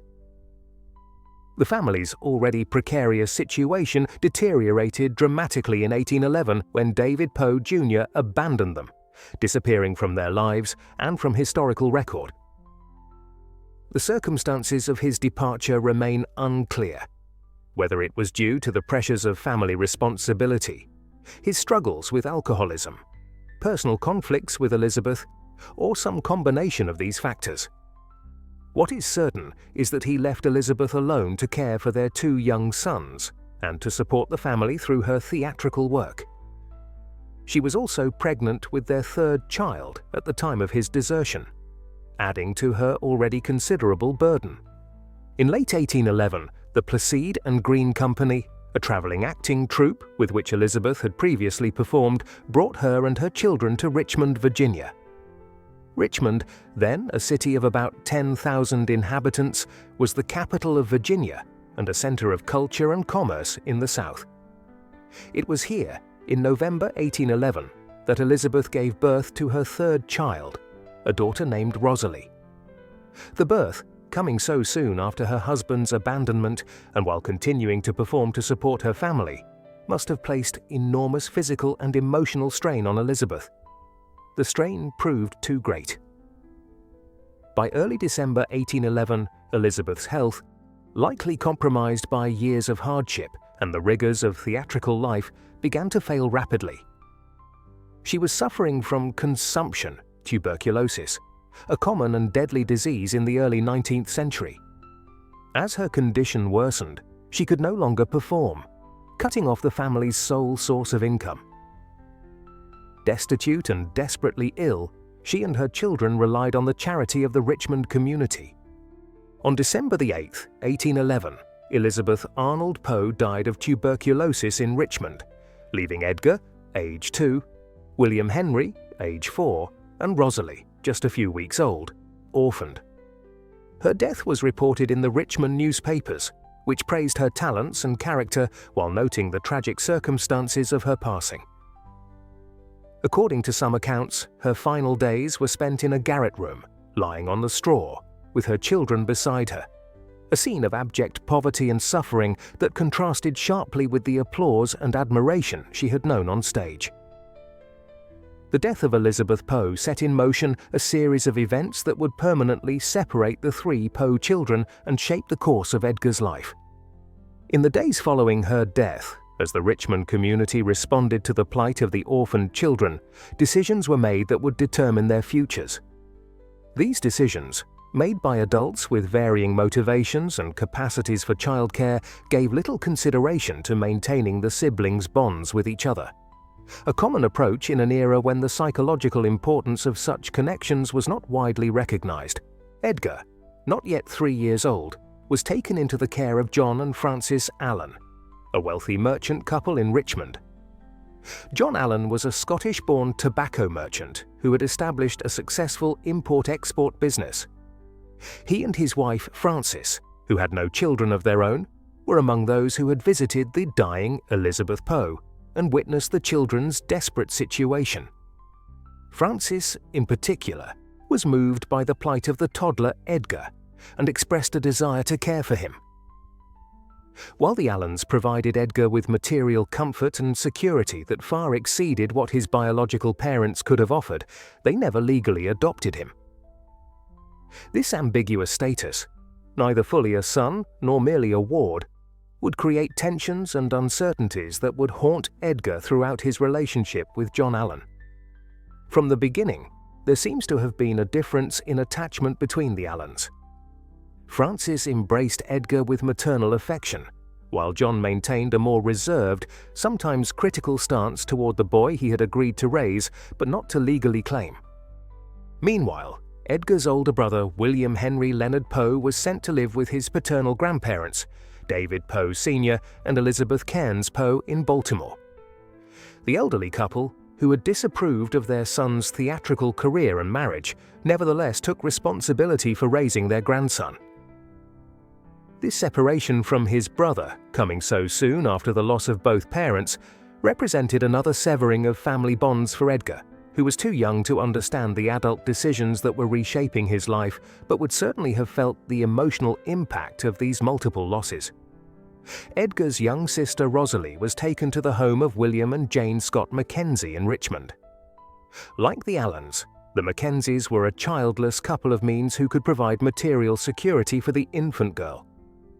Rosalie would grow up in Richmond, occasionally seeing her brother Edgar during his time with the Allans, but developing as a separate individual with her own distinct family context and experiences. The years 1812 to 1815 saw Edgar adjusting to life with the Allans in Richmond. Their home on Tobacco Row, in the affluent Court End district of the city, offered comforts and advantages that contrasted sharply with the precarious existence he had known with his theatrical parents. John Allan's business was prospering, and the family lived in a style befitting a successful merchant, with servants, fine furnishings, and social connections to Richmond's elite families. For young Edgar, this transition must have been complex and disorienting. While gaining material security and the affection of Francis Allan, he had lost his mother, been separated from his siblings, and been placed in an environment culturally and socially removed from the theatrical world of his birth parents. Though too young to fully comprehend these changes, the emotional impact of such profound disruption in his earliest years would likely have shaped his developing sense of self and security. John Allan, a self-made man with strong opinions about proper behavior and the value of practical industry, provided Edgar with a model of masculine success very different from that of his biological father. Allan expected discipline, obedience, and eventually a practical career orientation from the boy he was raising. These expectations would later clash with Edgar's more sensitive, imaginative temperament and his literary ambitions, creating tensions that would define much of his adolescence and early adulthood. Francis Allan, by all accounts, developed a deep and genuine affection for Edgar. Childless after several years of marriage, she embraced the opportunity to mother the orphaned boy, showing him tenderness and understanding that provided some emotional stability amid the disruptions of his early life. Her influence helped to soften John Allan's more stern approach to child-rearing and gave Edgar at least one secure attachment figure during these formative years. The contrast between Edgar's birth family and his new environment extended beyond material circumstances to cultural and social values. The theatrical world of his parents, with its emphasis on emotion, imagination, and artistic expression, differed markedly from the mercantile values of the Allan household, where practical achievement, social respectability, and financial acumen were prized. This dichotomy between artistic sensibility and practical concerns would become a central tension in Edgar's life and work, manifesting in his literature as conflicts between imagination and reality, between aesthetic ideals and material necessities. As 1815 approached, John Allan's business interests were expanding to include international trade with Britain. The end of the War of 1812 opened new opportunities for transatlantic commerce, and Allan began making plans to establish a branch of his firm in London. This development would soon lead to another major transition in young Edgar's life, as the Allan family prepared to relocate temporarily to England. For the 5-year-old boy who had already experienced so much disruption and loss, another journey and another adaptation to a new environment lay ahead, this time across an ocean, to a country and culture far removed from the only home he could remember. In June 1815, 6-year-old Edgar Poe embarked on a journey that would dramatically expand his horizons and shape his intellectual development. Accompanying John and Francis Allan aboard the sailing ship Lothair, he left behind the familiar landscapes of Virginia for the unknown territories of England. The transatlantic voyage itself was a significant experience for a child who had rarely ventured beyond Richmond. The journey took approximately 4 weeks, a relatively swift crossing for the era, but still long enough to impress upon young Edgar the vastness of the ocean and the profound separation from everything he had known. The Allans' decision to bring Edgar with them to England, rather than leaving him in the care of friends or relatives in Richmond, suggests the depth of Francis Allan's attachment to the boy and perhaps John Allan's growing acceptance of his role as Edgar's guardian. For Edgar, the journey represented yet another major transition in a life already marked by disruption and change. Yet unlike the earlier transitions of his infancy and toddlerhood, this one occurred at an age when he was fully conscious of the experience and capable of forming lasting memories and impressions. Upon arrival in Liverpool, the family made their way to London, where John Allan expected to stay for several years to develop new business for his general merchant and tobacco trading firm, Ellis and Allan. The London they encountered in the summer of 1815 was a city transformed by recent events. Just days before their arrival, the Battle of Waterloo had ended the Napoleonic Wars, and the city was still celebrating this momentous victory. London, in 1815, was the largest city in the world, with a population exceeding 1 million inhabitants, a stark contrast to Richmond's modest 10,000. For young Edgar, the scale, noise, and energy of the metropolis must have been both overwhelming and exhilarating. The Allans settled in a comfortable home at 47 Southampton Row, Russell Square, in the Bloomsbury district of London. This area, developed in the late 18th century, was characterized by elegant Georgian townhouses arranged around garden squares. It was a respectable neighborhood populated largely by professional and merchant families of the middle and upper middle classes. The Allan household, as befitted John Allan's status as a merchant, included several servants who would have assisted in the daily operations of the home and the care of young Edgar. In 1816, Edgar entered the boarding school of the Misses Dubourg in Sloane Street, Chelsea. This marked the beginning of his formal education. The school, run by the sisters Catherine and Jane Dubourg, provided instruction in the basic elements of reading, writing, arithmetic, and proper deportment expected of young gentlemen. For Edgar, who had likely received some rudimentary education in the Allan home, this represented an introduction to the structured learning environment that would characterize much of his childhood in England.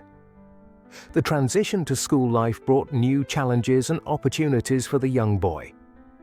Separated from Francis Allan's nurturing presence during school hours, he had to navigate relationships with teachers and fellow students on his own. The Dubourg School, while not especially rigorous by the standards of elite English education, nevertheless introduced Edgar to a more formal academic discipline than he had previously experienced. It was here that his facility with language likely began to manifest itself, laying the groundwork for his later literary achievements. During 1817, Edgar continued his education in England, showing early aptitude for languages. The curriculum at the Dubourg School would have expanded to include elements of Latin, French, and perhaps Greek, subjects considered essential for a proper gentleman's education in early 19th century England. Edgar's natural linguistic abilities allowed him to absorb these languages with relative ease, developing skills that would later influence his literary style and his occasional use of foreign phrases and references in his writing. This period also saw Edgar's first sustained exposure to English literature and culture. The Romantic movement was at its height, with poets like Wordsworth, Coleridge, Byron, and Shelley producing works that challenged conventional forms and celebrated imagination, emotion, and the sublime in nature. While Edgar was too young to directly engage with these contemporary literary developments, the cultural atmosphere of England during this period, with its Gothic sensibilities, its fascination with the medieval past, and its exploration of the boundaries between reason and emotion, would leave lasting impressions that would later emerge in his own literary work. In 1818, Edgar's education took a significant step forward when he was enrolled at the Manor House School in Stoke Newington, a London suburb, under the headmaster Reverend John Bransby. This was a more substantial educational institution than the Dubourg School, with a broader curriculum and higher expectations. The Manor House School occupied an impressive Queen Anne-era building dating from the early 18th century, surrounded by extensive grounds that included gardens, playing fields, and ancient trees. The physical environment of the school, with its historic architecture and secluded setting, would later feature in Poe's semi-autobiographical story William Wilson, where he described it as a dreamlike and spirit-soothing place. Reverend Bransby, whom Poe would also memorialize in William Wilson, was a formidable figure, a clergyman of the Church of England who combined religious instruction with classical education. Under his direction, the school provided a rigorous curriculum centered on classical languages and literature, mathematics, history, and religious studies. The pedagogical approach emphasized memorization, recitation, and strict discipline, with corporal punishment a common response to infractions of the school's many rules. From 1818 to 1820, Edgar immersed himself in this educational environment. At Manor House School, he studied Latin, French, mathematics, history, and literature, developing a strong foundation in classical education that would inform his later writing. The school day typically began early, with students rising before dawn in winter months, and included long hours of study interspersed with periods for meals, exercise, and religious observance. Students slept in dormitories and had little privacy or personal freedom. A common experience in English boarding schools of the period, but one that may have been particularly challenging for a boy already familiar with disruption and loss. Despite these challenges, Edgar appears to have thrived academically at Manor House. His facility with languages continued to develop, and he likely began to show the literary interests and abilities that would define his later life. The classical education he received, with its emphasis on rhetoric, meter, and literary forms, provided technical foundations for his future poetry and prose. His exposure to Latin and Greek literature introduced him to themes and motifs: the underworld, the return of the dead, the power of fate, that would recur throughout his mature work. The social environment of an English boarding school also shaped Edgar's developing personality and interpersonal skills. As an American boy in an English school, he would have been marked as different by his accent and mannerisms.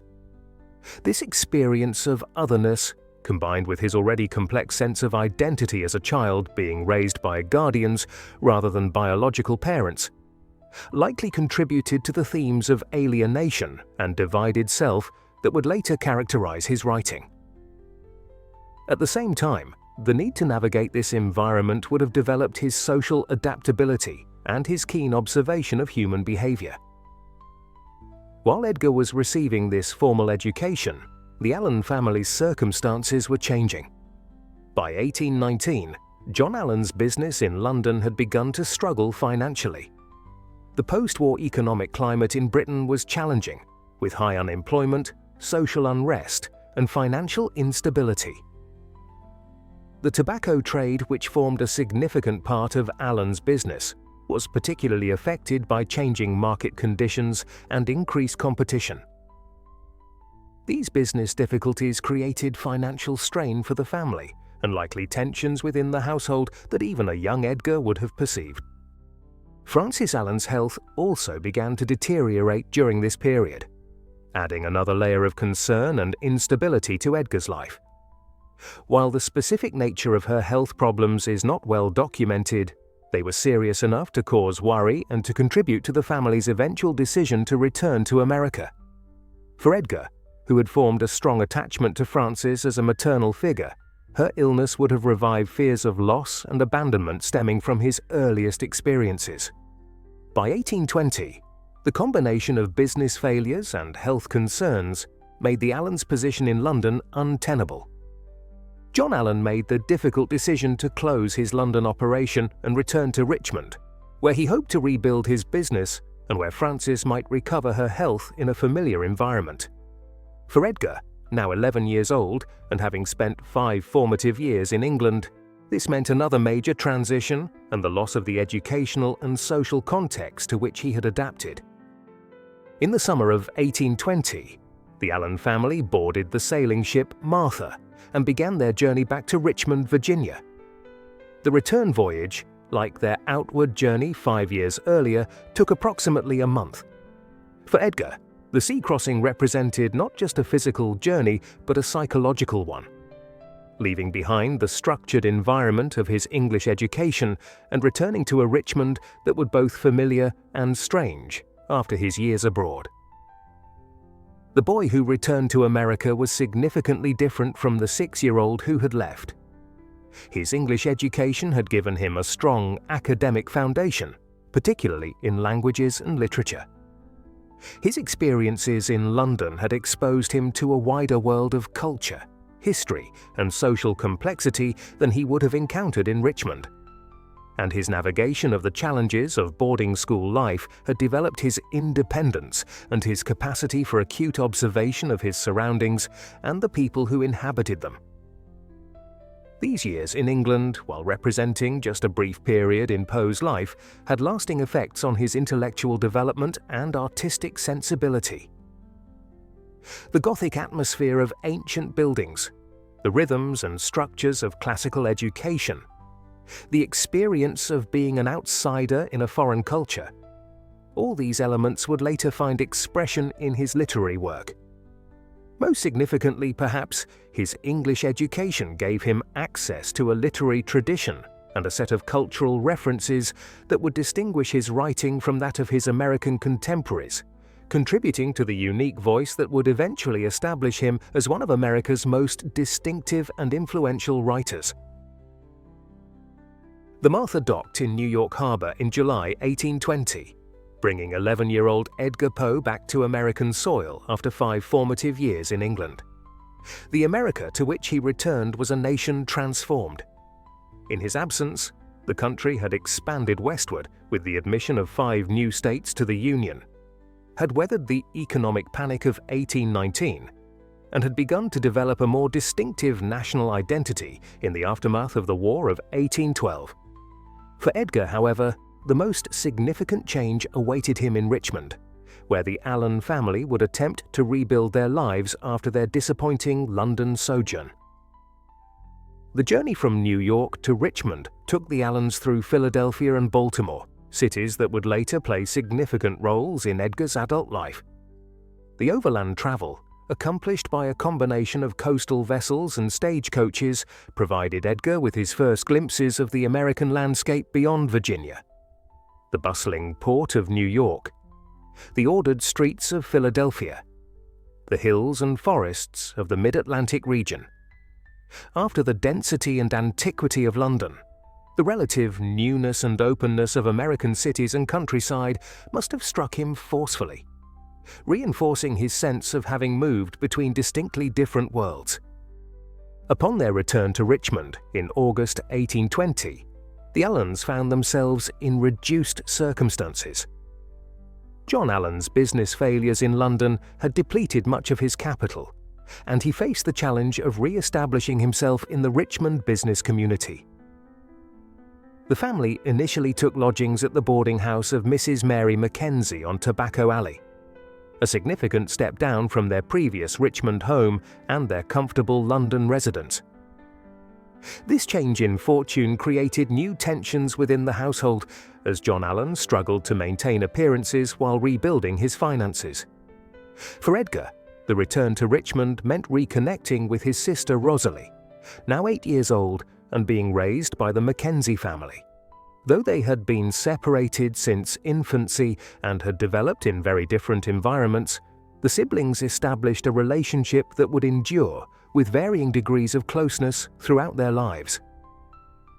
Rosalie, described by contemporaries as sweet-natured but somewhat simple, provided Edgar with one of his few blood connections in a life otherwise defined by tenuous adoptive relationships.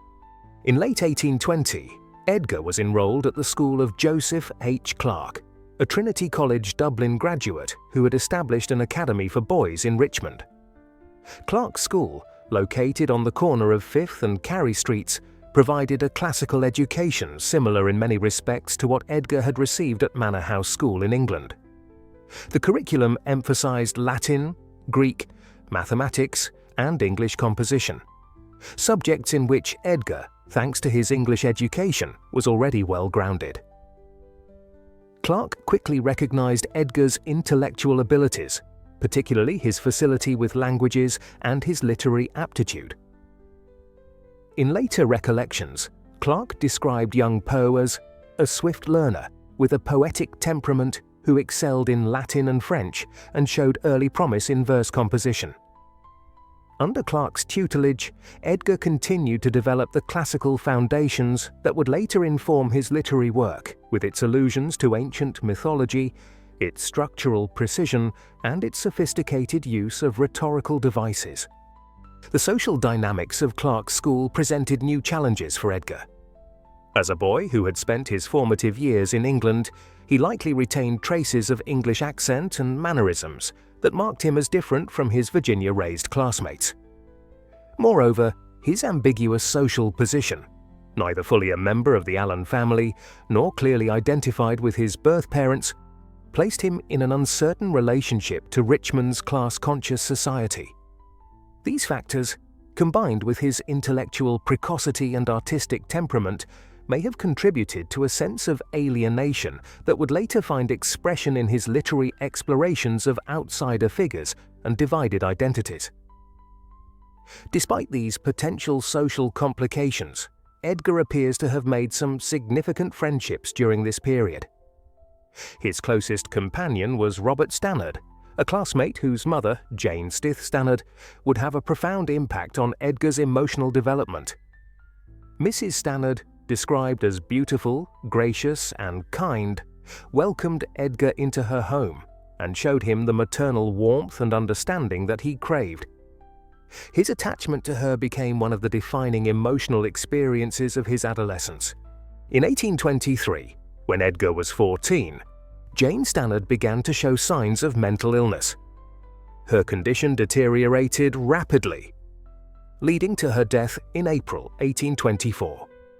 For Edgar, who had already experienced the loss of his birth mother and the precariousness of Francis Allan's health, Mrs. Stannard's decline and death represented another devastating blow.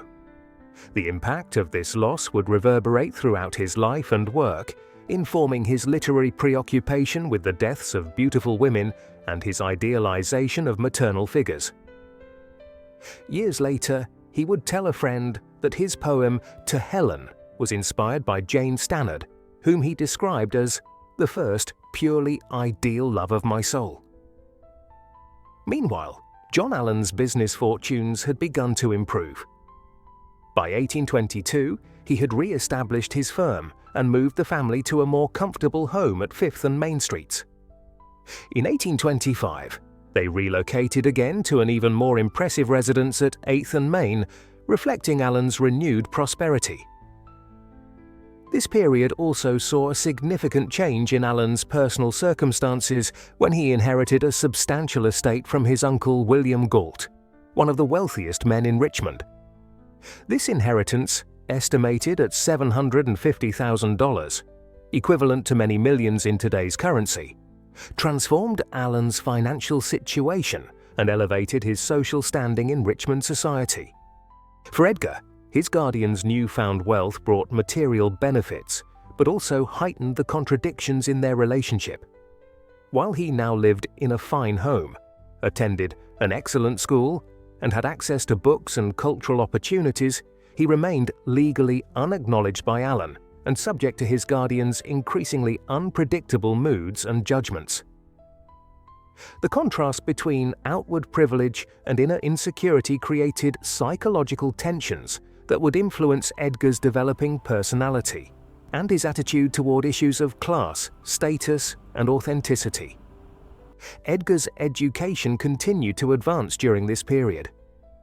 In 1823, Joseph Clarke closed his school, and Edgar transferred to the Academy of William Burke, another classical scholar who maintained the rigorous educational standards to which Edgar had become accustomed.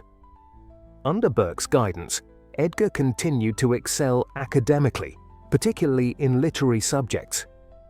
He also began to develop his own creative voice, writing verses that impressed both his teachers and his classmates with their technical skill and emotional intensity. Outside the classroom, Edgar was developing physical as well as intellectual prowess. He became known for his athletic abilities, particularly in swimming. In June 1825, he performed a feat that became legendary in Richmond when he swam 6 miles against the current in the James River on a hot summer day.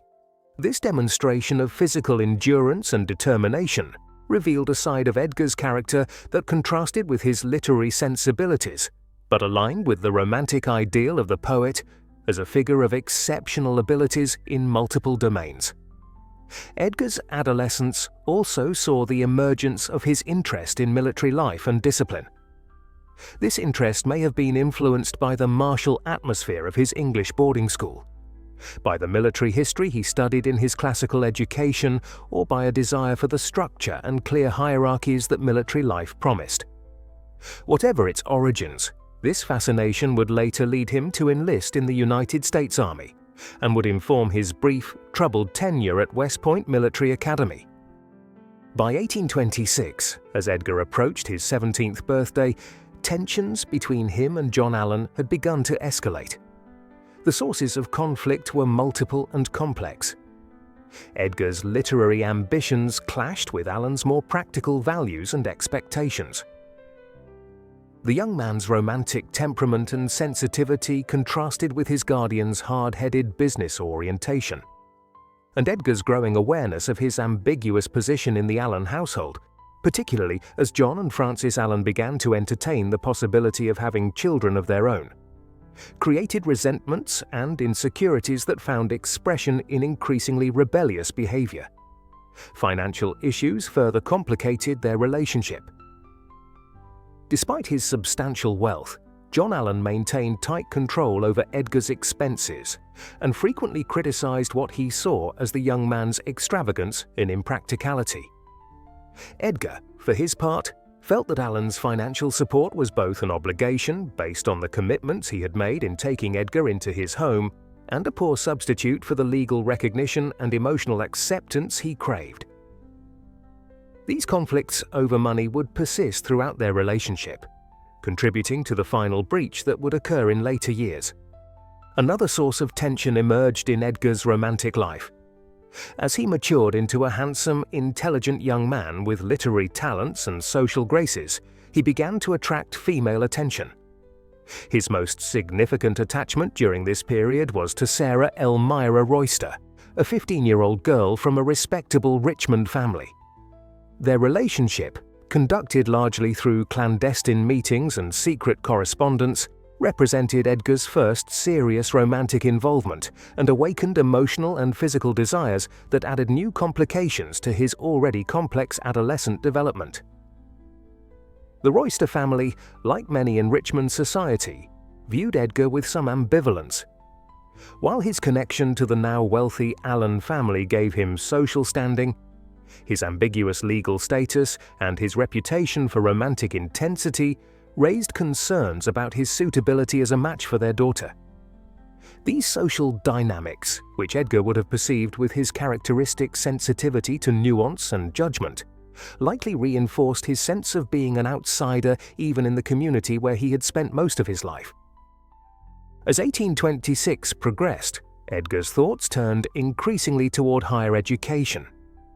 The University of Virginia, founded by Thomas Jefferson, had opened its doors the previous year and represented the pinnacle of educational opportunity in the South. Edgar, with his strong academic background and literary ambitions, was well qualified for university studies and eager to continue his intellectual development in this new institution. John Allan, despite his frequent complaints about Edgar's behavior and attitudes, agreed to enroll him at the university for the following academic year, perhaps hoping that the structure and demands of higher education would channel his ward's energies in more productive directions. Edgar's preparations for university were accompanied by increasing friction with John Allan and growing uncertainty about his relationship with Elmira Royster. As he stood on the threshold of adulthood, the patterns of loss, ambivalence, and thwarted connection that had characterized his childhood and adolescence continued to shape his expectations and behavior. The privileged but precarious position he occupied in Richmond society, educated like a gentleman but without the secure family identity and financial independence that typically accompanied that status, created contradictions that he would spend much of his adult life attempting to resolve through his literary work and his often troubled personal relationships. On February 14, 1826, 17-year-old Edgar Allan Poe arrived at the University of Virginia in Charlottesville, a journey of approximately 70 miles from Richmond. The university, founded by Thomas Jefferson and opened just the previous year, represented a bold educational experiment in the young American nation. Unlike the established colleges of the Northeast with their religious foundations and traditional curricula, Jefferson's University was designed as a secular institution dedicated to modern learning, with an innovative approach to education that allowed students to select their courses of study rather than following a prescribed program. The physical environment of the university made a strong impression on the aesthetically sensitive young Poe.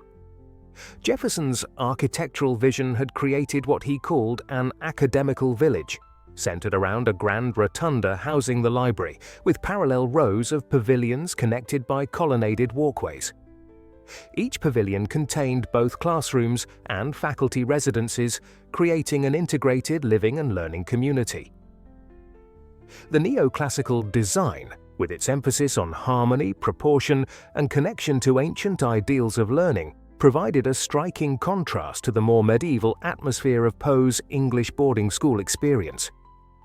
Poe took lodgings in room 13 on the West Range, a Spartan chamber approximately 13 by 15 feet, furnished with a bed, a chair, a table, and a washstand. These modest accommodations were typical for students of the period and reflected Jefferson's belief that simple living conditions promoted intellectual focus. For Poe, accustomed to the relative comfort of the Allan household in Richmond, the plainness of his university quarters may have represented both a challenge and a kind of freedom.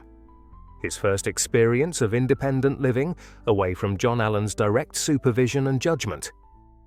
The university's student body in 1826 consisted of approximately 177 young men, primarily from wealthy Southern families. Many brought with them the habits and expectations of the plantation aristocracy, a taste for fine clothes, good food and wine, gambling, and other gentlemanly pursuits. The university had no specific regulations regarding student conduct beyond Jefferson's idealistic expectation that young gentlemen would behave honorably without external constraints.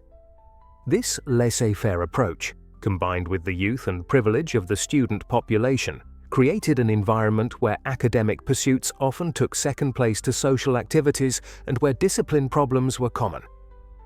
Poe enrolled in the School of Ancient Languages, studying Latin and Greek under Professor George Long, and in the School of Modern Languages, where he studied French, Italian, and Spanish under Professor George Bletterman.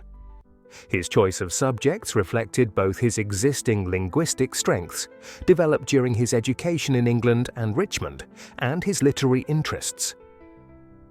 The university's approach allowed students to progress at their own pace, and Poe's facility with languages enabled him to advance rapidly in his studies. Academically, Poe distinguished himself immediately. Professor Long later recalled him as a successful student, having obtained distinctions in Latin and French at the public examinations. His performance in these subjects reflected not only his intellectual abilities, but also his genuine passion for language and literature. While many of his fellow students viewed their studies as an obligatory prelude to careers in law, medicine, or plantation management, Poe approached his coursework with the dedication of someone who saw literature and language as central to his identity and future aspirations. Outside the classroom, Poe's university experience was more complicated. His ambiguous social position, connected to the wealthy Allan family but not legally adopted, and with his own family background in the less socially prestigious world of theatre, created challenges in the status-conscious environment of the university. His English education had given him a different accent and frame of reference from many of his Virginia-raised classmates, and his serious interest in poetry and literature set him apart in a culture that valued social graces and physical prowess over intellectual or artistic achievements. Despite these potential barriers, Poe appears to have developed a social life at the university, forming friendships with several classmates, including Thomas Good Tucker and Philip St. George Ambler. These relationships provided companionship and a sense of belonging, but they also exposed Poe to the gambling culture that was prevalent among the students. Card games, particularly Loo and 7-Up, were popular pastimes, often accompanied by drinking and wagering that could lead students into significant debt. For Poe, with his complex relationship to money and his desire for acceptance among his peers, this environment proved particularly hazardous. As the academic year progressed, Poe began to accumulate gambling debts that far exceeded his limited means. John Allan had provided him with an allowance that, while adequate for basic expenses, was insufficient for the lifestyle maintained by many of his wealthier classmates. Poe's letters to Allan requesting additional funds became increasingly frequent and desperate, reflecting both his growing financial difficulties and his belief that Allan, with his recently inherited wealth, could and should be more generous in his support. Allan's responses were unsympathetic. He viewed Poe's financial problems as evidence of irresponsibility and ingratitude, reinforcing his existing concerns about his ward's character and judgment. The correspondence between them during this period reveals the deepening rift in their relationship, Poe alternating between appeals for understanding and expressions of resentment, Allan between stern admonitions and outright refusals. This conflict over money reflected deeper issues of identity, obligation, and emotional connection that had long simmered beneath the surface of their relationship. By December 1826, Poe's gambling debts had reached approximately $2,500, an enormous sum for the time, equivalent to several years' income for many Americans. Faced with these debts of honor that he could not pay and increasingly alienated from John Allan, Poe found himself in a position of acute social and financial distress. His academic success offered little consolation in the face of these practical problems, and the contrast between his intellectual achievements and his personal difficulties likely contributed to the sense of divided self that would later characterize much of his writing. During this period of mounting crisis, Poe continued to develop his literary voice. He wrote poetry that circulated among his friends and classmates, earning a reputation for his verbal facility and emotional intensity. These early verses, while not preserved in their original form, likely reflected the influences of the British Romantic poets, particularly Byron, whose combination of romantic melancholy, sardonic wit, and personal rebellion would have resonated with Poe's own temperament and circumstances. The university environment, despite its challenges, provided Poe with the intellectual stimulation and the audience of educated peers that nurtured his developing literary ambitions. In addition to his formal studies and his creative writing, Poe immersed himself in the literary culture available to him at the university.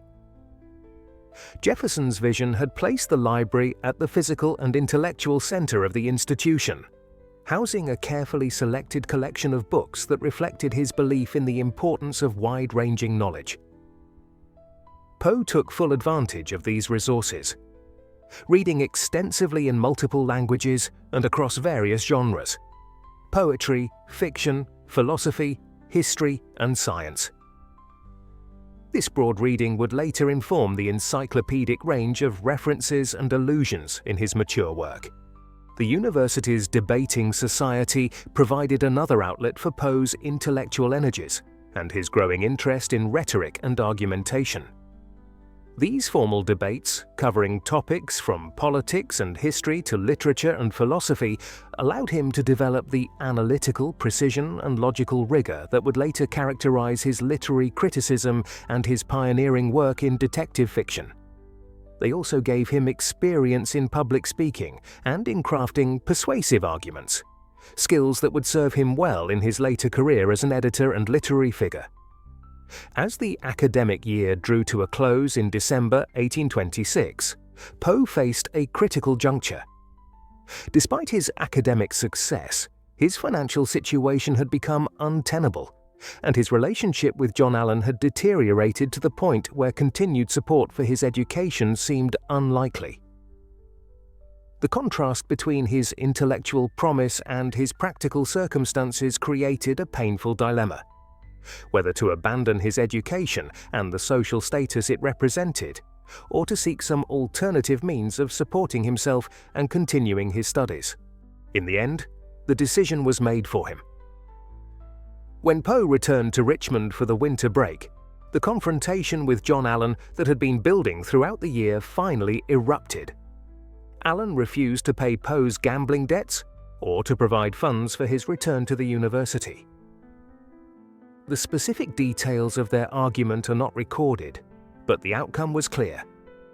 Poe's university career was over after just 1 year, and his relationship with Allan had reached a breaking point that would never be fully repaired. This abrupt end to his formal education represented a significant setback for Poe, cutting short his intellectual development within an institutional framework and closing off the professional opportunities that a university degree would have provided.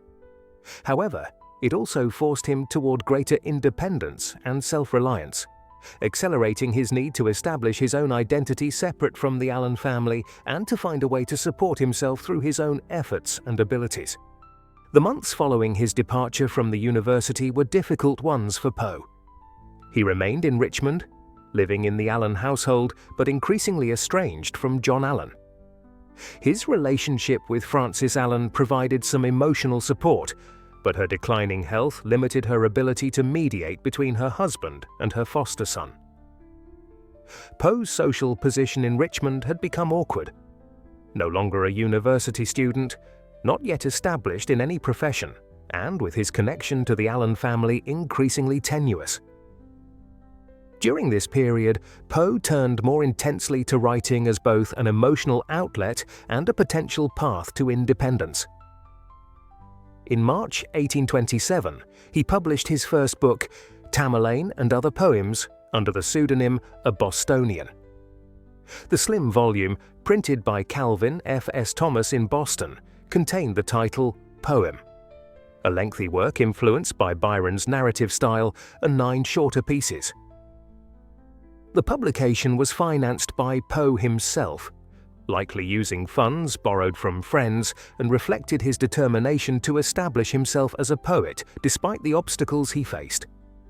Tamerlane tells the story of a conqueror who sacrifices love for ambition, only to regret his choice in old age, a theme that resonates with Poe's own experience of loss and his ambivalent relationship to ambition and success. The poem, while showing the influence of Byron and other Romantic poets, also displays elements that would become characteristic of Poe's mature work: a preoccupation with death and loss, a fascination with the exotic and the distant past, and an intense focus on emotional states and psychological extremes. The publication of Tamerlane marked an important milestone in Poe's development as a writer, representing his first attempt to reach a public audience beyond his immediate circle of friends and acquaintances. However, the book attracted little attention and no reviews, disappearing almost without trace into the literary marketplace. Only 50 copies were printed, and today fewer than a dozen are known to exist, making it one of the rarest first editions in American literature. This commercial failure, while disappointing, did not deter Poe from his literary ambitions, but may have contributed to his growing realization that poetry alone was unlikely to provide him with financial independence. As 1827 progressed, the tensions between Poe and John Allan continued to escalate. Their fundamental incompatibility of temperament and values, long managed through Francis Allan's mediation and the structures of school and university, had become impossible to ignore or accommodate. For Allan, Poe represented a disappointing investment. A young man who had received advantages of education and social position but had failed to develop the practical skills and attitudes necessary for success in business or the professions. For Poe, Allan embodied the materialistic values and emotional coldness that he was increasingly defining himself against, both personally and artistically. The final break came in March 1827, when, after a particularly heated argument with Allan, Poe left the Allan household, determined to make his own way in the world. At 18 years old, with minimal financial resources, no family connections to draw upon, and no professional training beyond his incomplete university education, he faced daunting challenges. His decision to leave represented both an act of desperation and a declaration of independence, a rejection of the conditional acceptance and financial dependence that had characterized his relationship with Allan in favor of an uncertain but autonomous future. Poe's immediate plan was to return to his birthplace, Boston, perhaps hoping to connect with his maternal relatives or to find opportunities in the city's more developed literary culture. However, the practical realities of supporting himself quickly asserted themselves. With his literary ambitions unlikely to provide immediate income, and with few marketable skills beyond his education and intelligence, Poe made a decision that would shape the next phase of his life. On May 26, 1827, he enlisted in the United States Army under the name Edgar A. Perry, claiming to be 22 years old, 4 years older than his actual age. This decision to terms. Poe was assigned to Battery H of the 1st Artillery, stationed at Fort Independence in Boston Harbor. As a well-educated and physically fit young man, he quickly distinguished himself, rising to the rank of Sergeant Major, the highest non-commissioned rank, in just 2 years. His military duties, while demanding, left him time for reading and writing, allowing him to continue developing his literary skills, even as he adapted to the rigors and routines of army life. This period of military service, while representing a detour from his literary ambitions, provided Poe with experiences and observations that would later inform works like The Gold Bug and The Man Who Was Used Up. The year 1827 thus marked a critical transition in Poe's life, from student to soldier, from dependent ward to independent adult, from aspiring poet to published author. The abrupt end of his university career and his break with the Allan family forced him to confront harsh realities about his position in society and his prospects for the future. Yet these setbacks also freed him from constraints and expectations that had limited his self-expression and self-determination. As he adapted to his new circumstances in the army, Poe began the process of reinventing himself, a process that would continue, with various transformations and setbacks throughout his turbulent life. Edgar Allan Poe's enlistment in the United States Army under the assumed name Edgar A. Perry on May 26, 1827, marked a dramatic shift in his life trajectory. Assigned to Battery H of the 1st Artillery at Fort Independence, located on Castle Island in Boston Harbor, the 18-year-old found himself immersed in a world vastly different from the academic halls of the University of Virginia or the genteel society of Richmond. Fort Independence, the moustache-shaped granite fortification dating back to the early 17th century, served as a key coastal defense installation. Life within its walls was governed by the strict routines, hierarchical structures, and communal living conditions of military service. For Poe, the transition to army life presented both challenges and opportunities. The physical demands of artillery training, handling heavy cannons, marching, drilling, required a discipline and endurance that contrasted with his previous scholarly pursuits. The social environment, dominated by enlisted men from diverse backgrounds, many with limited education, differed markedly from the privileged circles he had known. Yet Poe adapted remarkably well to these new circumstances. His intelligence, education, and inherent discipline allowed him to master his duties quickly and efficiently. His superiors recognized his abilities. Within months of enlistment, he was appointed company clerk, a position that utilized his literacy and organizational skills. By January 1, 1829, he had achieved the rank of sergeant major for artillery, the highest non-commissioned rank in the army. This rapid promotion attested to his competence, reliability, and perhaps his ability to command respect even within the unfamiliar context of military hierarchy. As sergeant major, he was responsible for administrative tasks, maintaining records, and assisting commissioned officers. Duties that required precision and attention to detail, qualities Poe possessed in abundance. During his service at Fort Independence, Poe continued to pursue his literary interests in his limited free time. The structured routine of military life, while demanding, may have provided a framework that allowed him to focus his creative energies more effectively than the chaotic freedom of his university days. He read voraciously, borrowing books from the post library and perhaps from sympathetic officers.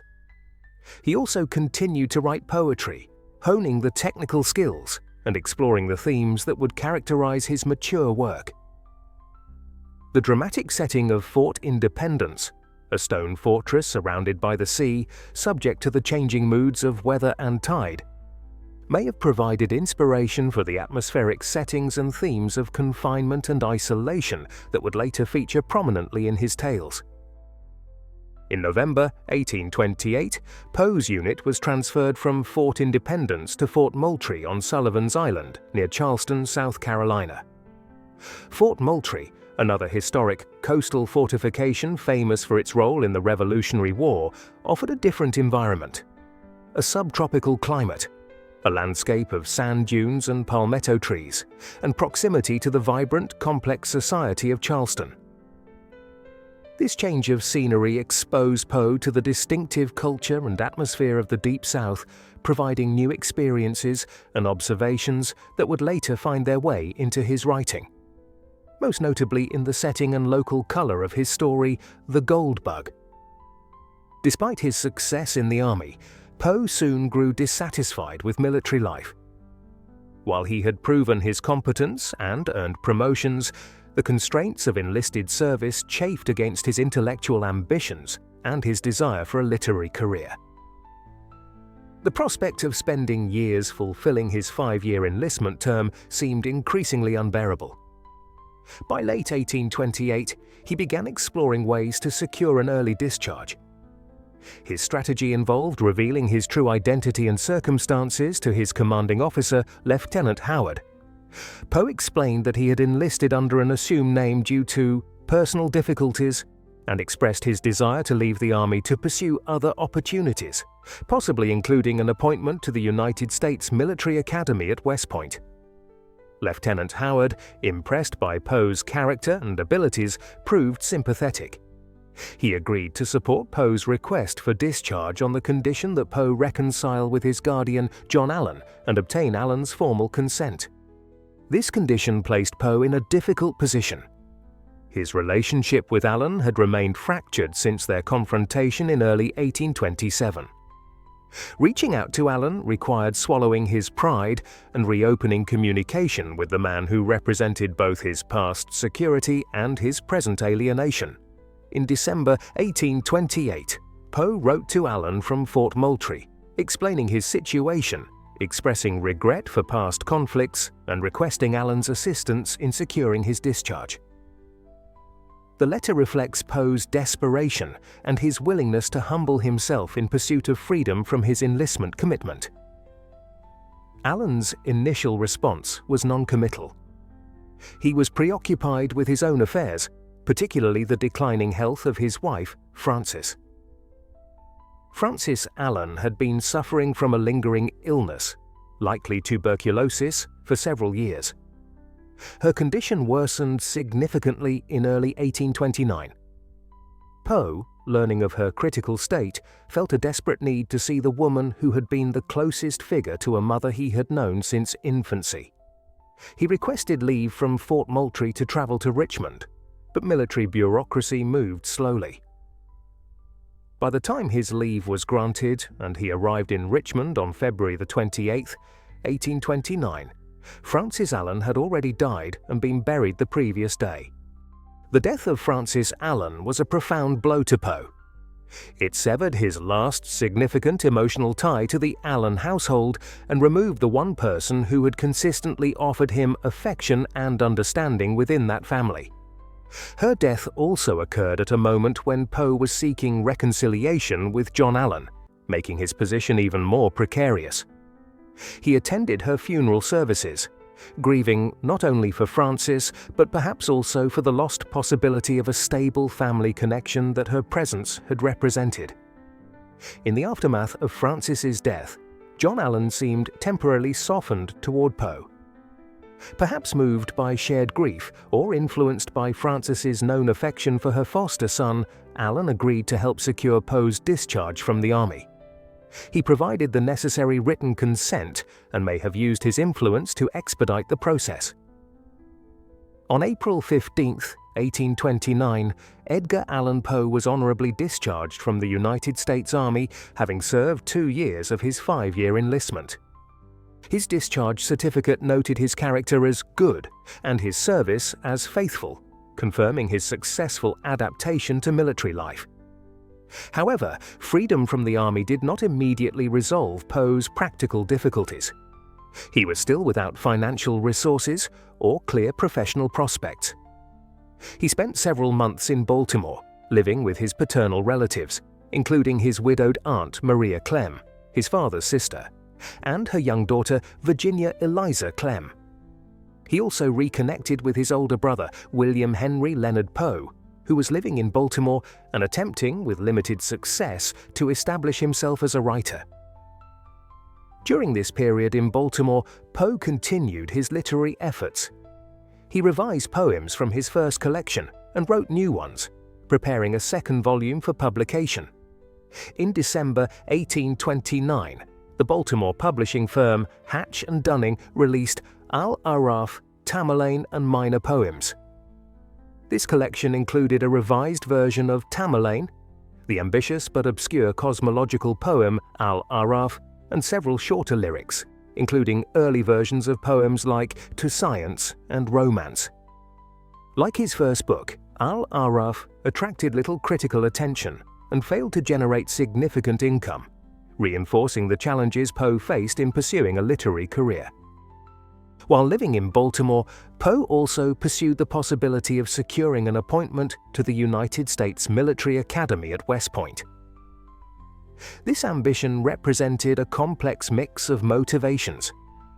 West Point offered a path to a respectable career as an Army officer, potentially satisfying John Allan's desire for Poe to pursue a practical profession. It also appealed to Poe's interest in military structure and discipline, and perhaps offered a way to achieve the social standing and financial security that had eluded him. With Allan's reluctant support, likely influenced by a desire to see Poe settled in a structured environment, Poe obtained the necessary recommendations and secured an appointment to the Academy. Before entering West Point, Poe experienced further changes in his relationship with the Allan family.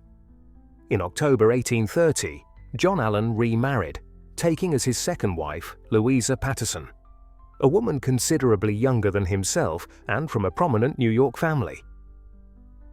This marriage effectively ended any lingering possibility of Poe inheriting Allan's estate or regaining a central place in his guardian's life. Allan's focus shifted to his new wife and the possibility of having biological heirs, further marginalizing Poe's position. On July 1, 1830, Edgar Allan Poe entered West Point as a cadet. The academy, located on a scenic bluff overlooking the Hudson River, provided rigorous training in engineering, mathematics, military science, and discipline. The life of a cadet was demanding, with strict regulations governing every aspect of daily routine, from dress and deportment to study habits and social interactions. For Poe, who had already experienced military life as an enlisted man, the transition to the more elite and academically focused environment of West Point presented new challenges and opportunities. Initially, Poe seemed to adapt well to cadet life. His previous military experience gave him an advantage in drills and discipline, while his strong academic background allowed him to excel in his coursework, particularly in French and mathematics. He continued to write poetry, sharing his work with fellow cadets and earning a reputation for his literary talents.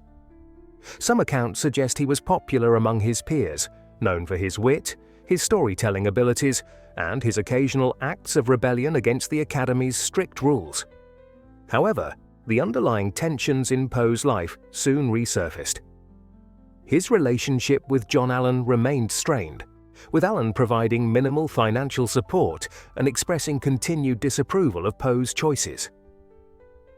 Poe's letters to Allan during this period reveal his ongoing financial struggles and his frustration with his guardian's perceived indifference.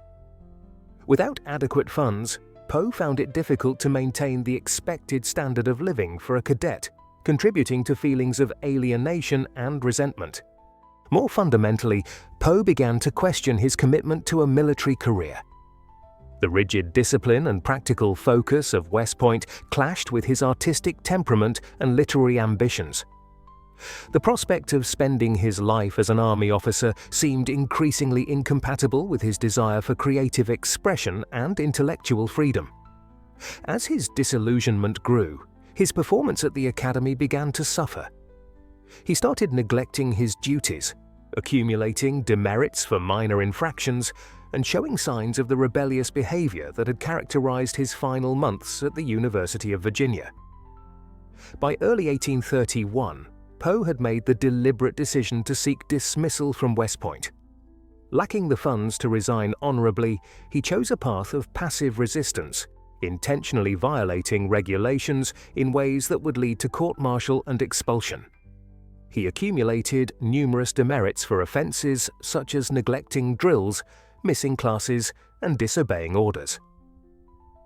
His actions were calculated to force the Academy's hand, securing his release from an environment where he no longer felt he belonged.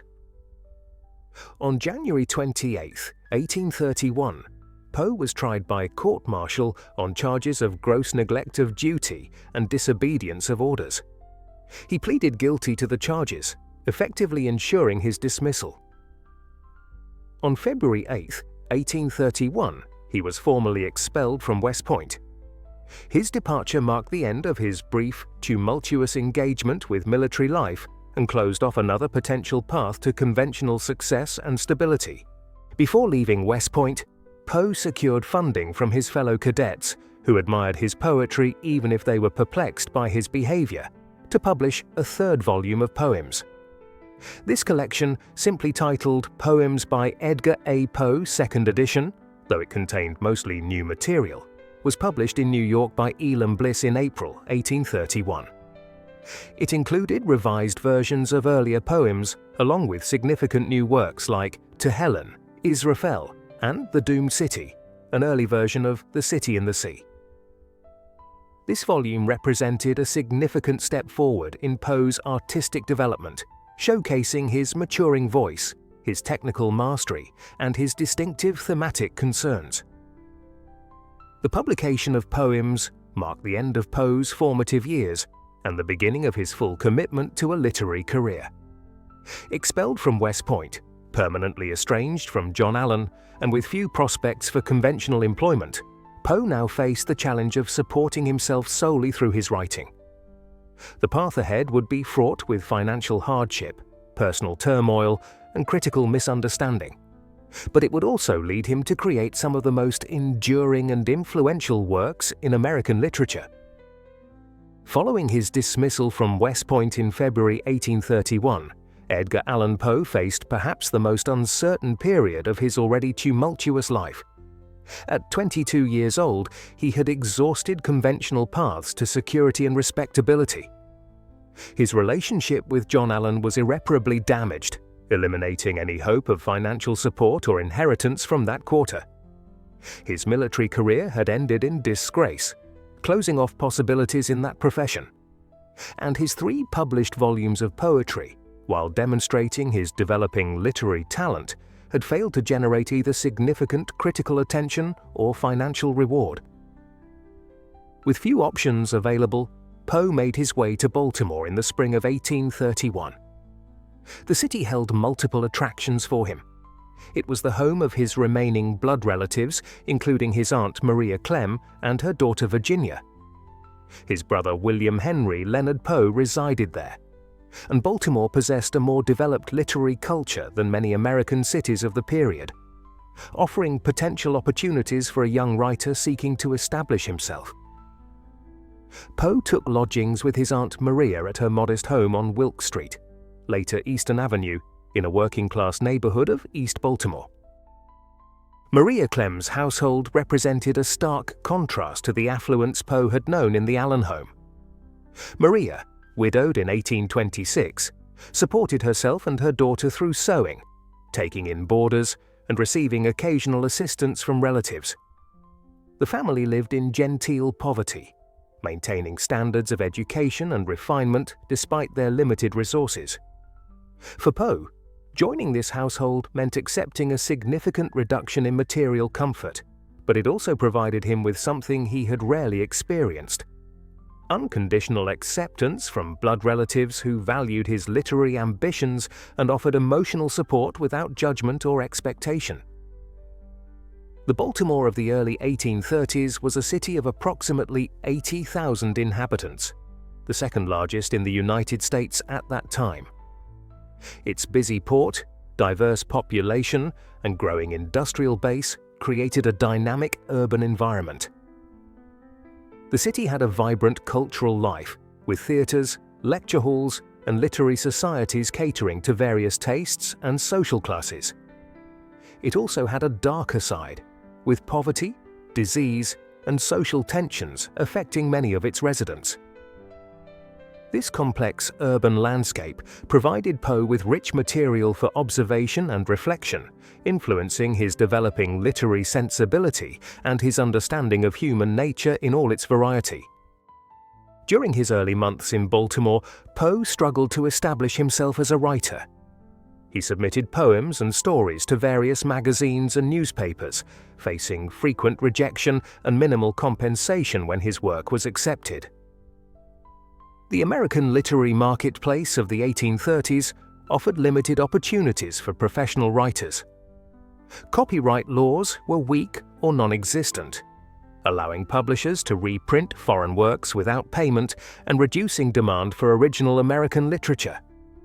Few magazines paid their contributors adequately, and those that did often favored established names over unknown talents.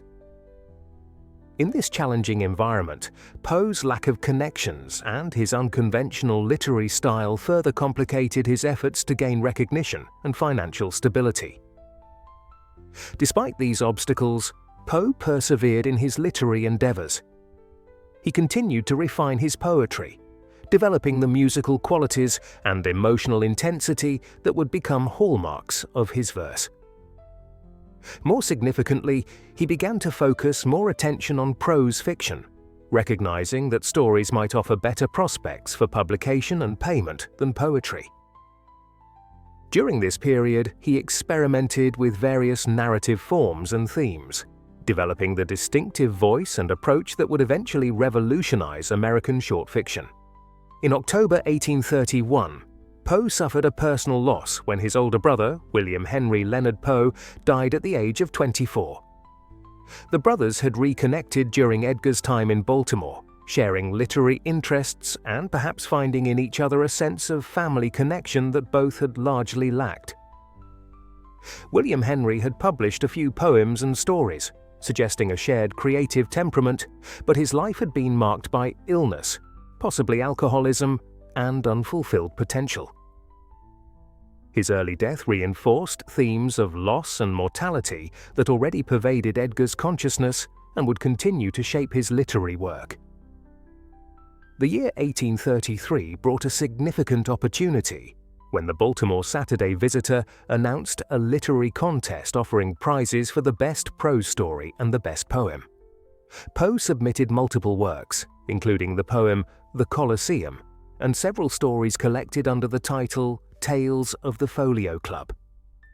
The judges, including novelist John Pendleton Kennedy, awarded Poe the $50 prize for his story MS Found in a Bottle, a tale of supernatural horror set at sea.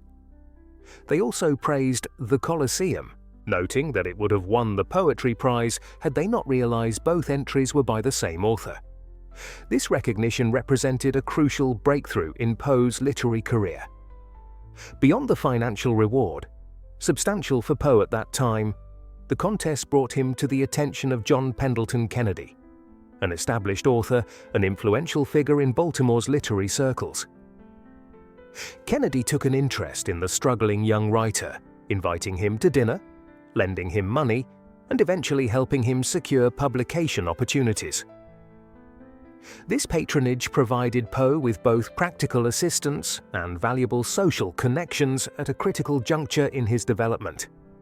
With Kennedy's support, Poe began to place his stories in various publications. In 1834, the Southern Literary Messenger, a new magazine based in Richmond, published his tale Berenice, a disturbing story of obsession and mental deterioration.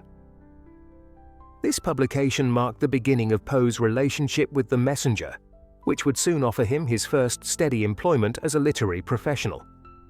Berenice, with its exploration of psychological extremes and its gothic atmosphere, exemplified the direction Poe's fiction was taking, away from the more conventional romantic tales of his earliest efforts toward the psychological depth and horror that would distinguish his mature work. During this period in Baltimore, Poe's relationship with his young cousin, Virginia Clem, began to evolve from familial affection to romantic attachment. Virginia, born in 1822, was only 7 years old when Poe first came to live with the Clem family. By 1834, she had grown into a beautiful, gentle girl of 12, described as having dark hair, violet eyes, and a pale complexion. Poe, then 25, found in Virginia qualities that appealed deeply to him: innocence, devotion, and perhaps a malleability that contrasted with the more independent women he had previously pursued. Their relationship developed gradually, with Poe assuming the role of teacher and protector before romantic feelings emerged. The nature of Poe's attachment to Virginia has been the subject of much speculation and controversy. By modern standards, the age difference and family relationship would make such a connection inappropriate. However, in the context of the early 19th century, marriages between cousins were common and socially acceptable, and girls often married in their early teens, particularly in circumstances of economic necessity. For the Clem family, Poe's interest in Virginia offered the possibility of financial security and social stability. For Poe, Virginia represented an ideal of feminine purity and devotion, as well as the opportunity to create the stable family life he had never experienced. In August 1835, Poe received an offer that would change the course of his life. Thomas Willis White, publisher of the Southern Literary Messenger, invited him to join the magazine as a staff writer and critic. This position offered a regular salary of $10 per week, modest but sufficient for basic needs, and the opportunity to develop his skills as an editor and critic while continuing to publish his own creative work. Poe accepted the offer eagerly, seeing it as a chance to establish himself professionally and to provide for Maria and Virginia Clem, who had become his surrogate family. Before leaving for Richmond, Poe took steps to formalize his relationship with Virginia. On September 22, 1835, he obtained a marriage license in Baltimore, though the actual marriage ceremony would not take place until the following year. This arrangement reflected both Poe's commitment to Virginia and his desire to ensure that she and her mother could join him in Richmond once he had established himself at the Messenger. The license listed Virginia's age as 21, a significant exaggeration of her actual age of 13. suggesting awareness that their relationship might raise eyebrows even in a society more accepting of young brides than our own. Poe's departure for Richmond in late September 1835 marked the end of his formative period in Baltimore.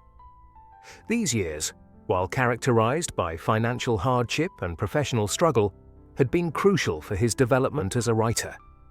He had found his distinctive voice in both poetry and prose, had begun to gain recognition for his work, and had established connections that would support his emerging career. He had also formed the family bonds with Maria and Virginia Clem that would provide emotional stability amid the turbulence of his professional life. As he returned to Richmond, the city of his childhood now transformed by his adult experiences and ambitions, Poe carried with him both the literary promise he had developed in Baltimore and the personal attachments that would sustain him through the challenges ahead. The Baltimore years had witnessed Poe's transformation from a failed military cadet with poetic aspirations to a professional writer with a developing reputation. His experiences during this period, the poverty and uncertainty, the literary experimentation, the formation of new family bonds, and the first taste of professional recognition, shaped both his personal identity and his artistic vision. The themes that would dominate his mature work: death and loss, psychological extremity, the search for beauty amid suffering, the thin line between reason and madness, reflected not only his literary influences, but also the lived experiences of these formative years in Baltimore. As Poe prepared to assume his new role at the Southern Literary Messenger, he stood at a pivotal moment in his career. The position offered him the stability and platform he had long sought, but it also presented new challenges and expectations. His success would depend not only on his creative talents, but also on his ability to navigate the practical demands of magazine production, the social complexities of Richmond society, and the personal responsibilities of his evolving relationship with Virginia. The young writer who had struggled in obscurity in Baltimore was about to step onto a more public stage, where his distinctive literary voice would reach a wider audience and provoke both admiration and controversy. Edgar Allan Poe arrived in Richmond in late September 1835 to assume his position at the Southern Literary Messenger with a mixture of hope and determination. The city he returned to was both familiar and strange. The setting of his childhood and adolescence, now viewed through the lens of his adult experiences and ambitions. Richmond in the mid-1830s was a prosperous commercial center of approximately 20,000 inhabitants, with an established social hierarchy dominated by old Virginia families. As the capital of Virginia, it combined political importance with economic vitality, its position on the James River facilitating trade and transportation. The offices of the Southern Literary Messenger were located on 15th Street near Main Street in the commercial heart of the city. The magazine, founded in August 1834 by Thomas Willis White, was still in its infancy when Poe joined the staff. White, a printer by trade with limited literary background, had established the Messenger with the ambitious goal of creating a quality literary journal that would represent Southern culture and interests while competing with the established magazines of the Northeast. The publication struggled in its early months, facing financial difficulties and an uncertain identity. Poe's arrival transformed the Messenger. He brought to the position not only his creative talents, but also a clear editorial vision and a willingness to engage in the literary controversies of the day. His responsibilities were extensive and varied. He wrote fiction and poetry for the magazine, contributed book reviews and critical essays, corresponded with contributors, and assisted with the practical aspects of production. This immersion in every facet of magazine publishing provided Poe with valuable experience that would inform his later editorial positions and his understanding of the American literary marketplace. As a critic, Poe quickly established a distinctive voice and approach. His reviews were characterized by analytical rigor, attention to technical details of composition, and an uncompromising honesty that sometimes bordered on harshness.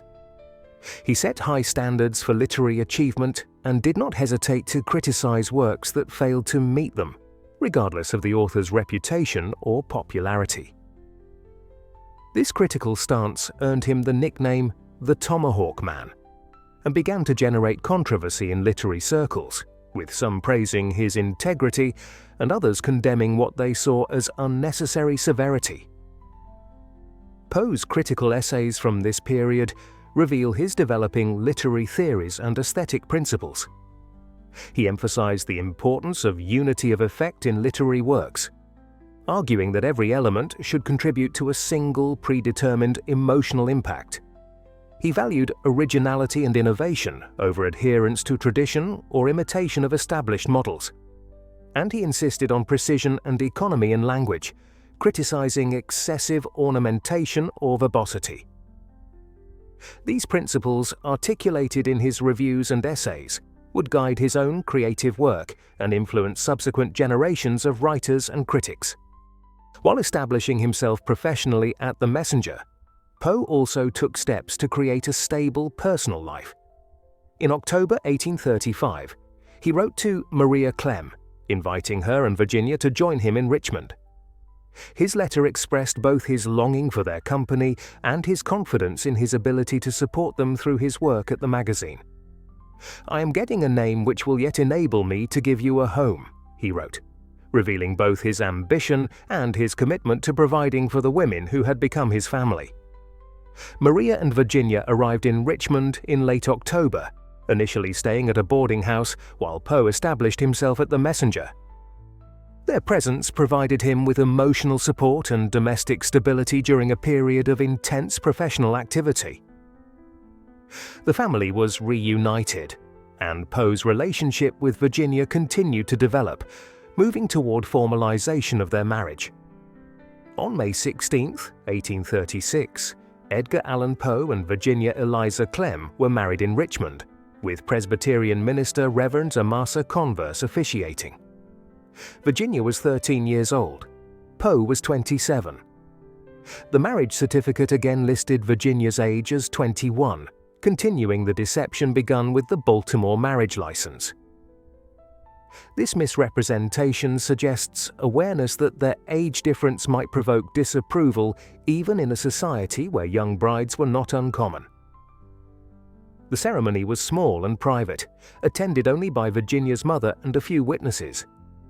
Following the marriage, the family established a household together, with Maria Clem continuing to play a significant role in managing domestic affairs and supporting both Poe and Virginia. The nature of Poe's marriage to Virginia has been the subject of much speculation and debate.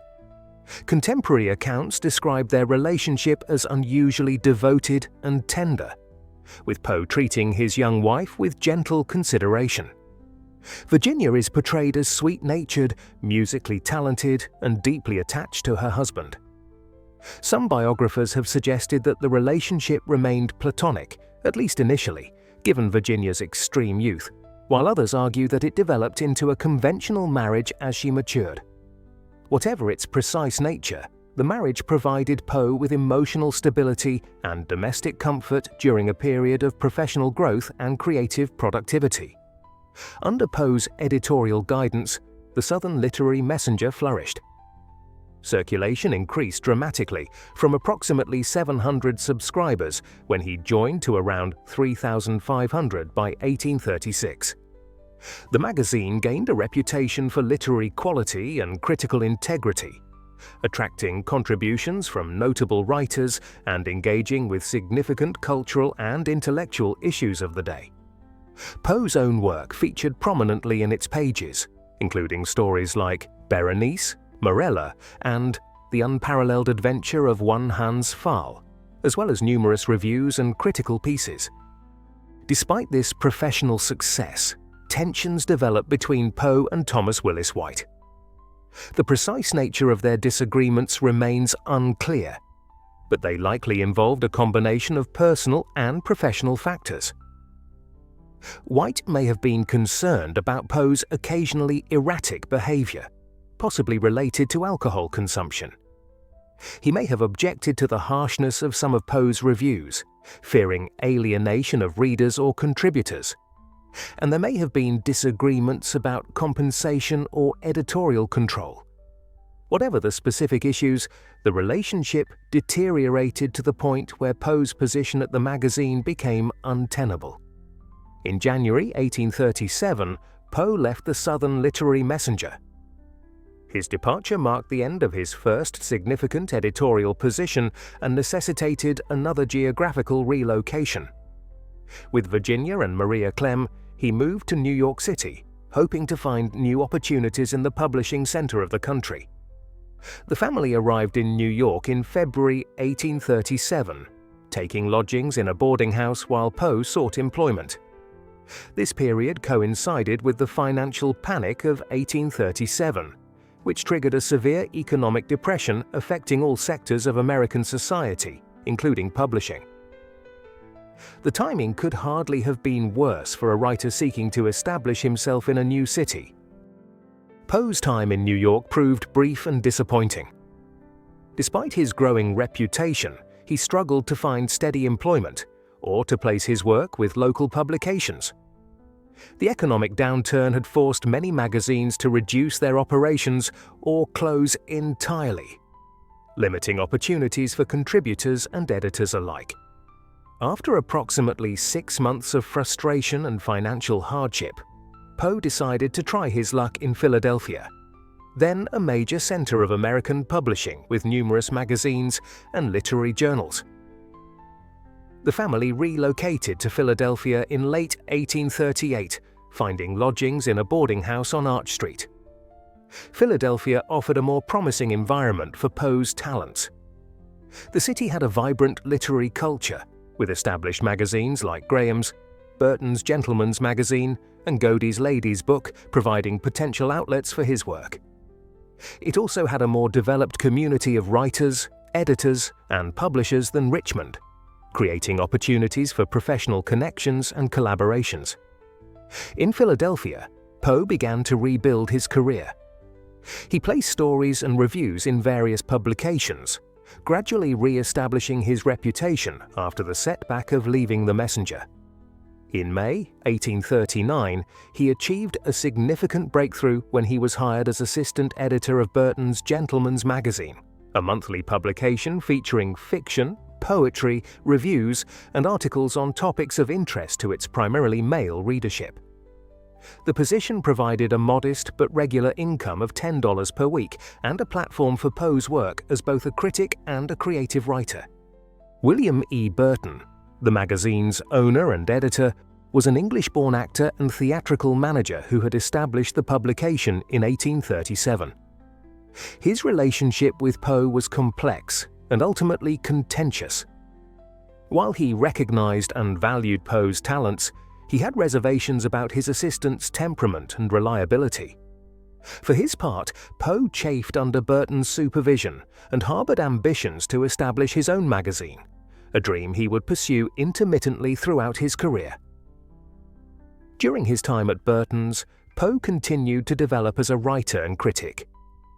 He published some of his most significant stories in the magazine, including The Fall of the House of Usher, William Wilson, and The Man That Was Used Up. These tales, with their psychological depth, gothic atmosphere, and innovative narrative techniques, represent Poe at the height of his powers as a fiction writer. He also continued his critical work, reviewing contemporary literature with his characteristic combination of analytical precision and uncompromising judgment. The Fall of the House of Usher, published in September 1839, exemplifies Poe's mature fiction. The story, with its decaying mansion, its psychologically complex characters, and its atmosphere of impending doom, creates a unified effect of dread and melancholy. Its exploration of themes like the disintegration of family, the thin line between sanity and madness, and the return of repressed emotions reflects Poe's deepening psychological insight and his ability to use Gothic conventions to explore profound human concerns. The tale's structural precision and its careful modulation of tone demonstrate his growing mastery of the short story form. William Wilson, published in October 1839, reveals another facet of Poe's fiction. This tale of a man haunted by his doppelganger explores themes of conscience, moral responsibility, and the divided self. Drawing on elements of Poe's own experiences at school in England, the story combines psychological realism with supernatural suggestion, creating an ambiguity that enhances its power. The protagonist's final confrontation with his double, which proves to be a form of self-destruction, offers a powerful metaphor for the internal conflicts that can tear an individual apart. In June 1840, Poe's relationship with Burton deteriorated to the breaking point, leading to his departure from the magazine. The immediate cause was Burton's decision to sell the publication, a move that threatened Poe's position and undermined his hopes of eventually taking over editorial control. However, the split also reflected deeper incompatibilities between the two men's temperaments and visions for the magazine. Poe's departure from Burton's created another period of financial uncertainty for him and his family, though his growing reputation as a writer and critic provided some cushion against complete destitution. This period of uncertainty proved relatively brief. In February 1841, George Rex Graham purchased Burton's Gentleman's Magazine and merged it with his own publication, The Casket, to create Graham's Magazine. Graham, recognizing Poe's talents and reputation, hired him as editor at a salary of $800 per year, a significant improvement over his compensation at Burton's. This position represented the peak of Poe's editorial career, giving him substantial influence over one of America's most prestigious literary magazines and a stable financial foundation for his family. Under Poe's editorial guidance, Graham's magazine flourished, reaching a circulation of about 25,000, an unprecedented figure for an American literary magazine of that era. The publication featured works by many of the leading American writers of the day, including Henry Wadsworth Longfellow, James Russell Lowell, and James Fenimore Cooper. Poe continued to contribute his own fiction and criticism, using the magazine as a platform for some of his most significant work, including The Murders in the Rue Morgue, generally considered the first modern detective story. Published in Graham's in April 1841, The Murders in the Rue Morgue introduced C. Auguste Dupin, a brilliant amateur detective who solves crimes through a combination of careful observation and logical deduction. The story established many of the conventions that would define the detective genre: the eccentric but brilliant investigator, the less insightful narrator companion, the seemingly impossible crime, the misleading clues, and the dramatic revelation of the solution. Poe's creation of this influential literary form reflected both his interest in cryptography and puzzles and his belief in the power of rational analysis to penetrate mysteries and reveal hidden truths. Poe followed The Murders in the Rue Morgue with two additional Dupin stories: The Mystery of Marie Roget, 1842 to 1843, and The Purloined Letter, 1844. Together, these tales established the template for detective fiction that would later be developed by writers like Arthur Conan Doyle, Agatha Christie, and countless others. They demonstrated Poe's ability to combine intellectual puzzles with psychological insight, creating stories that engage both the mind and the emotions. The Dupin tales also revealed Poe's understanding of reader psychology. His recognition that audiences derive satisfaction from attempting to solve mysteries alongside the detective and from witnessing the triumph of reason over apparent chaos. While Poe's professional life flourished during his time at Graham's, his personal life was marked by growing concern over Virginia's health. In January 1842, while singing and playing the piano for guests in their Philadelphia home, Virginia suffered a pulmonary hemorrhage, the first manifestation of the tuberculosis that would eventually claim her life. This episode marked the beginning of a long, intermittent illness characterized by periods of apparent recovery followed by relapses of increasing severity. For Poe, Virginia's illness represented not only the potential loss of his beloved wife, but also a traumatic echo of earlier losses, including those of his mother and Frances Allan, both of whom had died of the same disease. The stress of Virginia's illness, combined with professional frustrations and possibly his own health issues, contributed to a deterioration in Poe's relationship with George Graham. In May 1842, Poe resigned from Graham's magazine, ending the most stable and successful editorial position of his career. The precise reasons for his departure remain unclear. Some accounts suggest that he was drinking heavily during this period and that his behavior had become erratic. Others indicate that he was dissatisfied with the commercial orientation of the magazine and felt constrained by Graham's editorial policies. Whatever the specific causes, Poe's resignation represented another professional setback and created new financial pressures for his family, at a time when Virginia's illness was already causing emotional strain and medical expenses. Following his departure from Graham's, Poe once again focused on his long-standing dream of establishing his own magazine.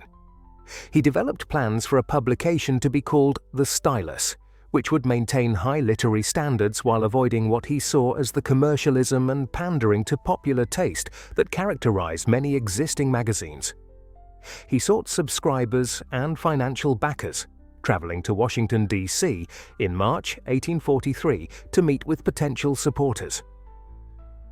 Despite his efforts and the growing recognition of his literary talents, the Stylus never materialized, remaining an unfulfilled ambition that Poe would continue to pursue until the end of his life.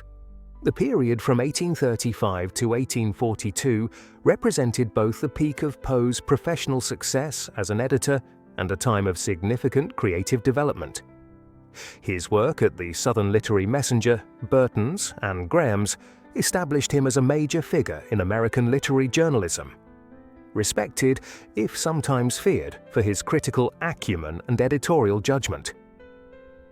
His fiction from this period, including The Fall of the House of Usher, William Wilson, and The Murders in the Rue Morgue, demonstrated his mastery of multiple genres and his ability to combine intellectual complexity with emotional power. And his marriage to Virginia, despite the challenges posed by her illness, provided him with a domestic stability that supported his creative work and emotional well-being. However, this period also revealed patterns that would continue to complicate Poe's life and career. His difficulty maintaining long-term professional relationships, his financial insecurity despite his evident talents, his vulnerability to health issues that may have included alcoholism, and his tendency to sabotage opportunities through impulsive behavior or unrealistic expectations. As he entered the next phase of his career, without the structure and support of a regular editorial position, these patterns would become increasingly problematic, contributing to the personal and professional challenges that marked his final years. Following his departure from Graham's magazine in May 1842, Edgar Allan Poe entered a period characterized by increasing literary recognition coupled with mounting personal and financial difficulties. Without the security of a regular editorial position, he was forced to rely on freelance writing, occasional lectures, and the support of friends and admirers.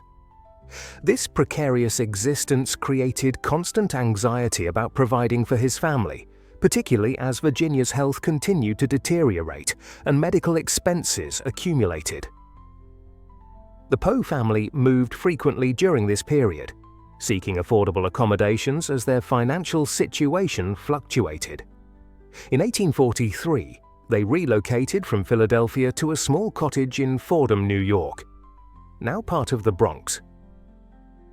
The cottage, A modest wooden structure with small rooms and simple furnishings provided a peaceful setting away from urban distractions, but offered little protection against the harsh New York winters. Here, surrounded by rural landscapes that contrasted with his previous urban residences, Poe continued to write and to care for Virginia, whose condition was steadily worsening. Despite these challenges, the years 1842 to 1845 represented a period of significant literary achievement for Poe.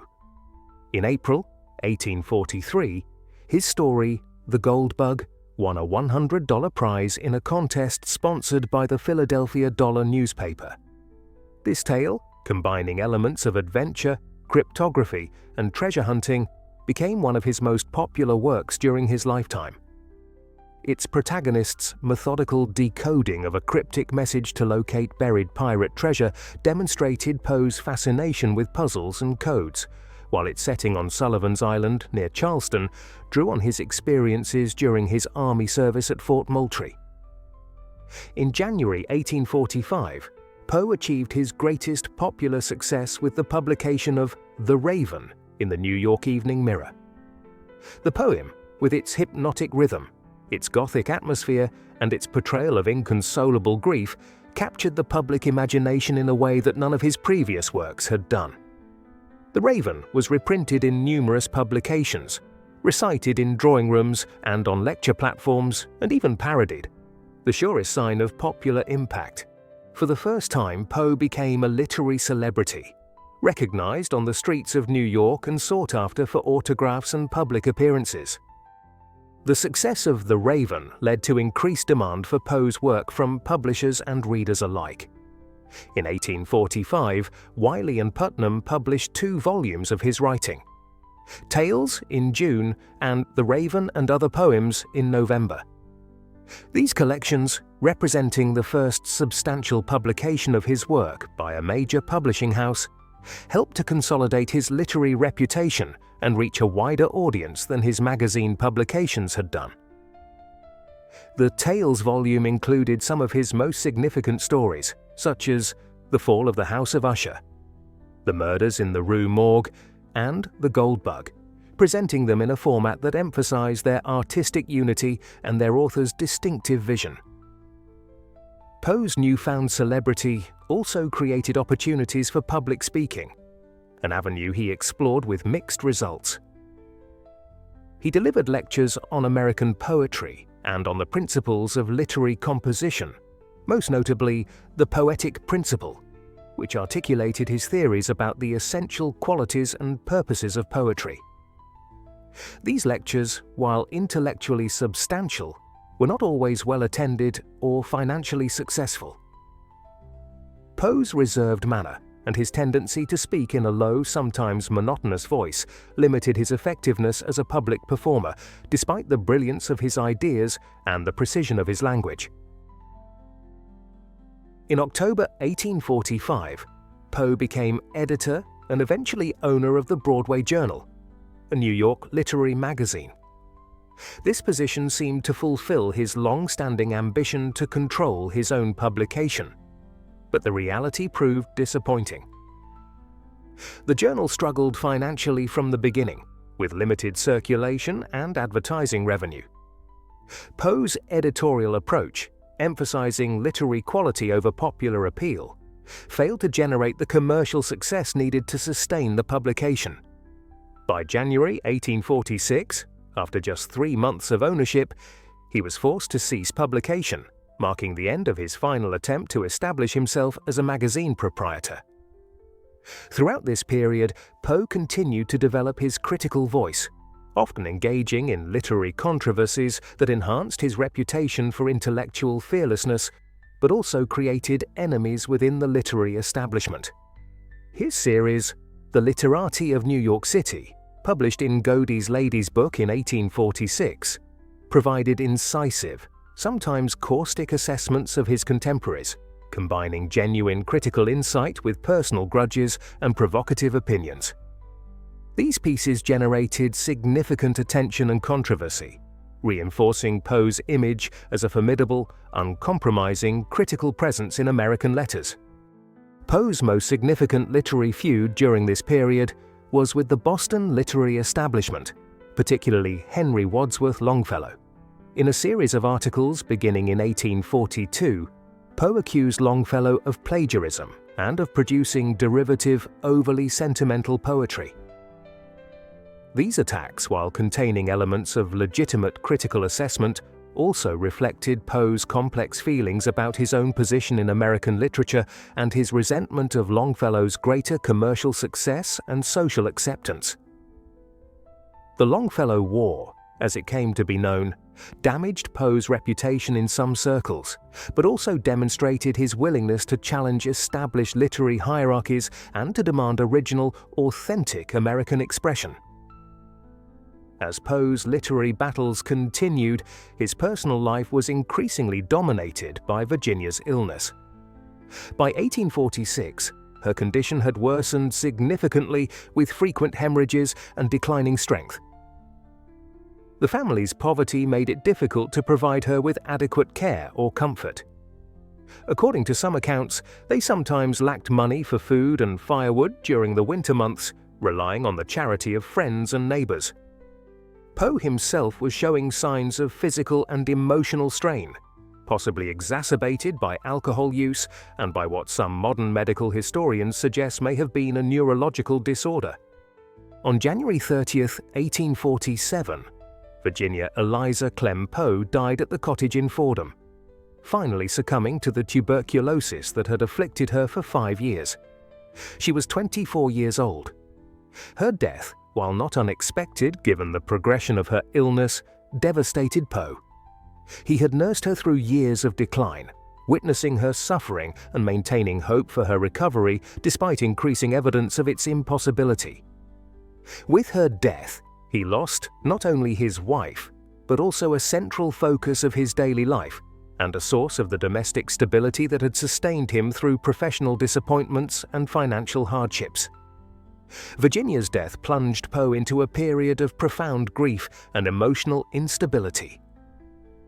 Friends who visited him at the Fordham cottage in the weeks following her death found him alternately despondent and feverishly agitated. He had difficulty sleeping and eating, and his health deteriorated noticeably. Some accounts suggest that he turned more heavily to alcohol during this period, seeking temporary escape from his grief and loneliness. His writing output declined significantly, reflecting his emotional and physical exhaustion. Despite his personal suffering, Poe managed to produce some significant work during this period of mourning. In February 1847, he published Ulalume in the American Whig Review. This poem, with its dreamlike atmosphere, its ghostly imagery, and its theme of unconscious return to the site of loss, reflects Poe's grief over Virginia's death and his preoccupation with mortality.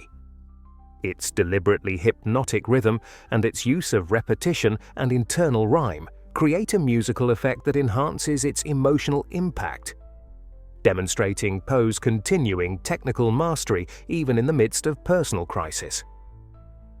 Later in 1847, as Poe began to emerge from the initial shock of bereavement, he wrote Eureka, a prose poem that he considered his masterpiece. This ambitious work presents a cosmological theory that combines scientific speculation, philosophical reflection, and poetic intuition.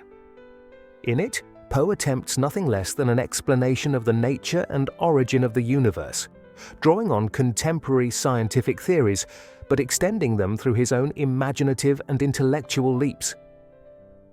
While largely dismissed by scientists of his time, Eureka anticipates some aspects of later scientific developments, including the Big Bang Theory and concepts of an expanding and contracting universe.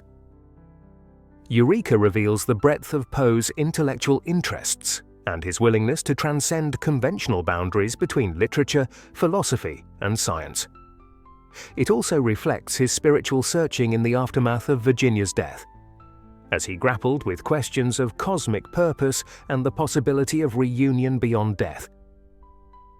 The work's combination of rational analysis and intuitive insight, its movement between the infinitesimal and the infinite, and its ultimate vision of universal unity represent a culmination of themes and approaches that had characterized Poe's work throughout his career. The period from 1842 to 1847 thus encompassed both Poe's greatest public success and some of his most profound personal suffering. The publication of The Raven brought him the wide recognition that had previously eluded him, establishing him as a major figure in American literature.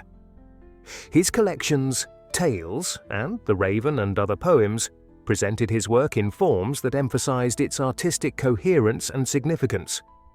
And his critical writings, despite the controversies they sometimes generated, helped to establish higher standards for American literature and to articulate principles of composition that would influence subsequent generations of writers.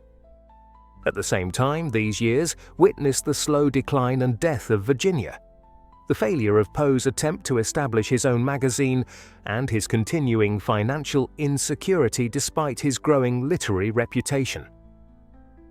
The contrast between his intellectual achievements and his practical difficulties created tensions that affected both his personal well-being and his creative work. As he entered the final 2 years of his life, Poe carried with him both the hard-won recognition of his literary genius and the accumulated weight of personal losses and professional disappointments that had marked his turbulent career. In the aftermath of Virginia's death in January 1847, Edgar Allan Poe entered the final phase of his life, a period marked by emotional instability, creative resurgence, romantic complications, and ultimately his own mysterious death. As he emerged from the initial shock of bereavement, Poe found himself in a paradoxical position. His literary reputation had never been higher, yet his personal life had never been more fragmented. Without Virginia, and with Maria Clem aging and in poor health herself, the domestic stability that had anchored him through previous difficulties was severely compromised. The cottage in Fordham, once a home filled with Virginia's presence, became a place haunted by memories. Poe continued to live there with Maria Clem through 1847, but the setting that had previously offered rural tranquility now seemed to intensify his isolation and grief. Visitors during this period describe Poe as gaunt and distracted, subject to mood swings that ranged from feverish animation to profound melancholy. His health, never robust, deteriorated further under the strain of emotional distress, possible alcohol use, and the physical toll of years of overwork and inadequate self-care.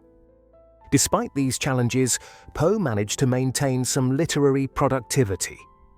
In addition to Ulalume and Eureka, he wrote several essays and reviews, continuing his critical engagement with contemporary literature even as his creative energies fluctuated. He also began to seek more actively the company and support of friends and admirers, perhaps recognizing that isolation would only deepen his emotional and physical decline. Among those who provided assistance during this difficult period were Marie-Louise Shue, a nurse who had helped care for Virginia during her final illness, and Sarah Helen Whitman, a poet with whom Poe would later develop a romantic relationship. By early 1848, Poe's emotional state had stabilized somewhat, allowing him to resume more regular literary activity and public appearances.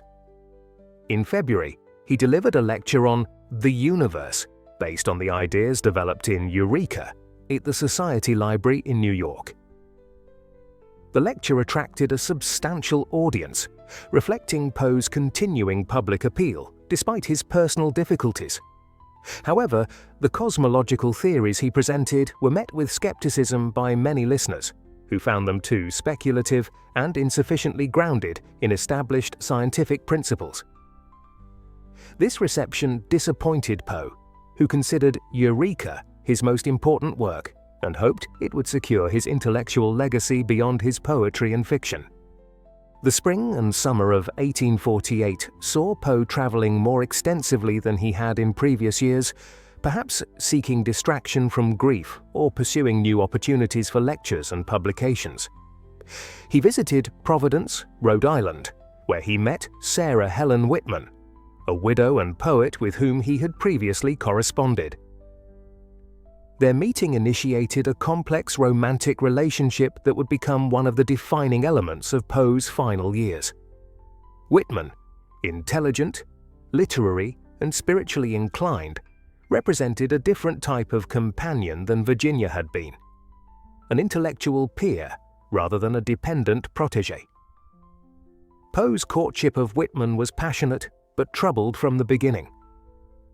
He was attracted to her literary sensibility and her interest in the transcendental and the supernatural, which resonated with aspects of his own work. She, in turn, was drawn to his literary genius and his romantic intensity. However, Whitman's family and friends opposed the relationship, concerned about Poe's reputation for instability and possible alcoholism. Whitman herself harbored doubts about Poe's reliability and his readiness for a new relationship so soon after Virginia's death. Despite these obstacles, Poe pursued the relationship with characteristic intensity. In October 1848, he attempted by taking laudanum after a perceived rejection by Whitman, an act that revealed the depth of his emotional fragility and his tendency toward dramatic, self-destructive gestures when faced with disappointment or abandonment.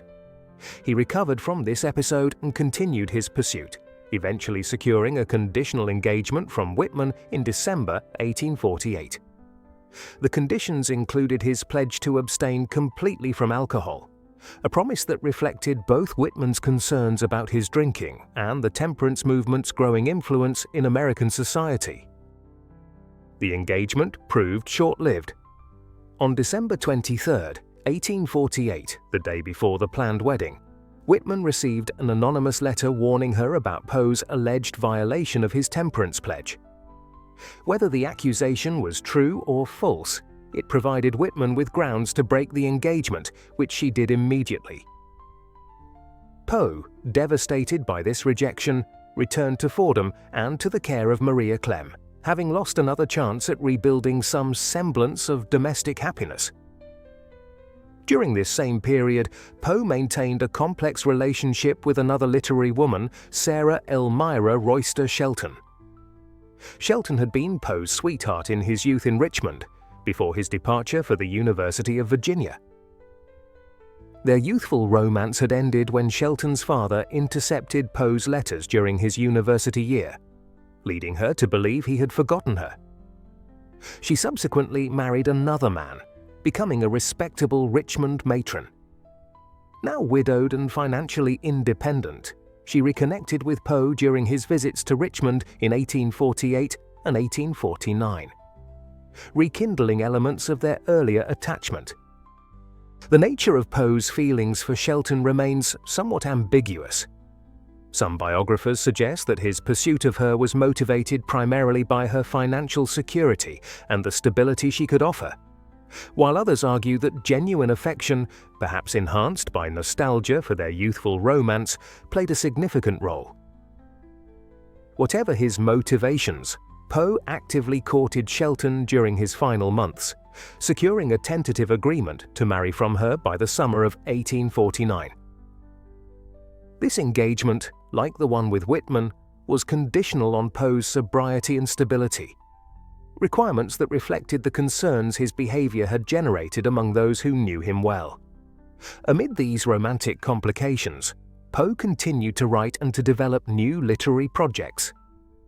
In 1848, he worked on The Bells, a poem that showcases his mastery of sound and rhythm to evoke different emotional states associated with bells of various types, from the joyful tinkling of sleigh bells to the solemn tolling of funeral bells.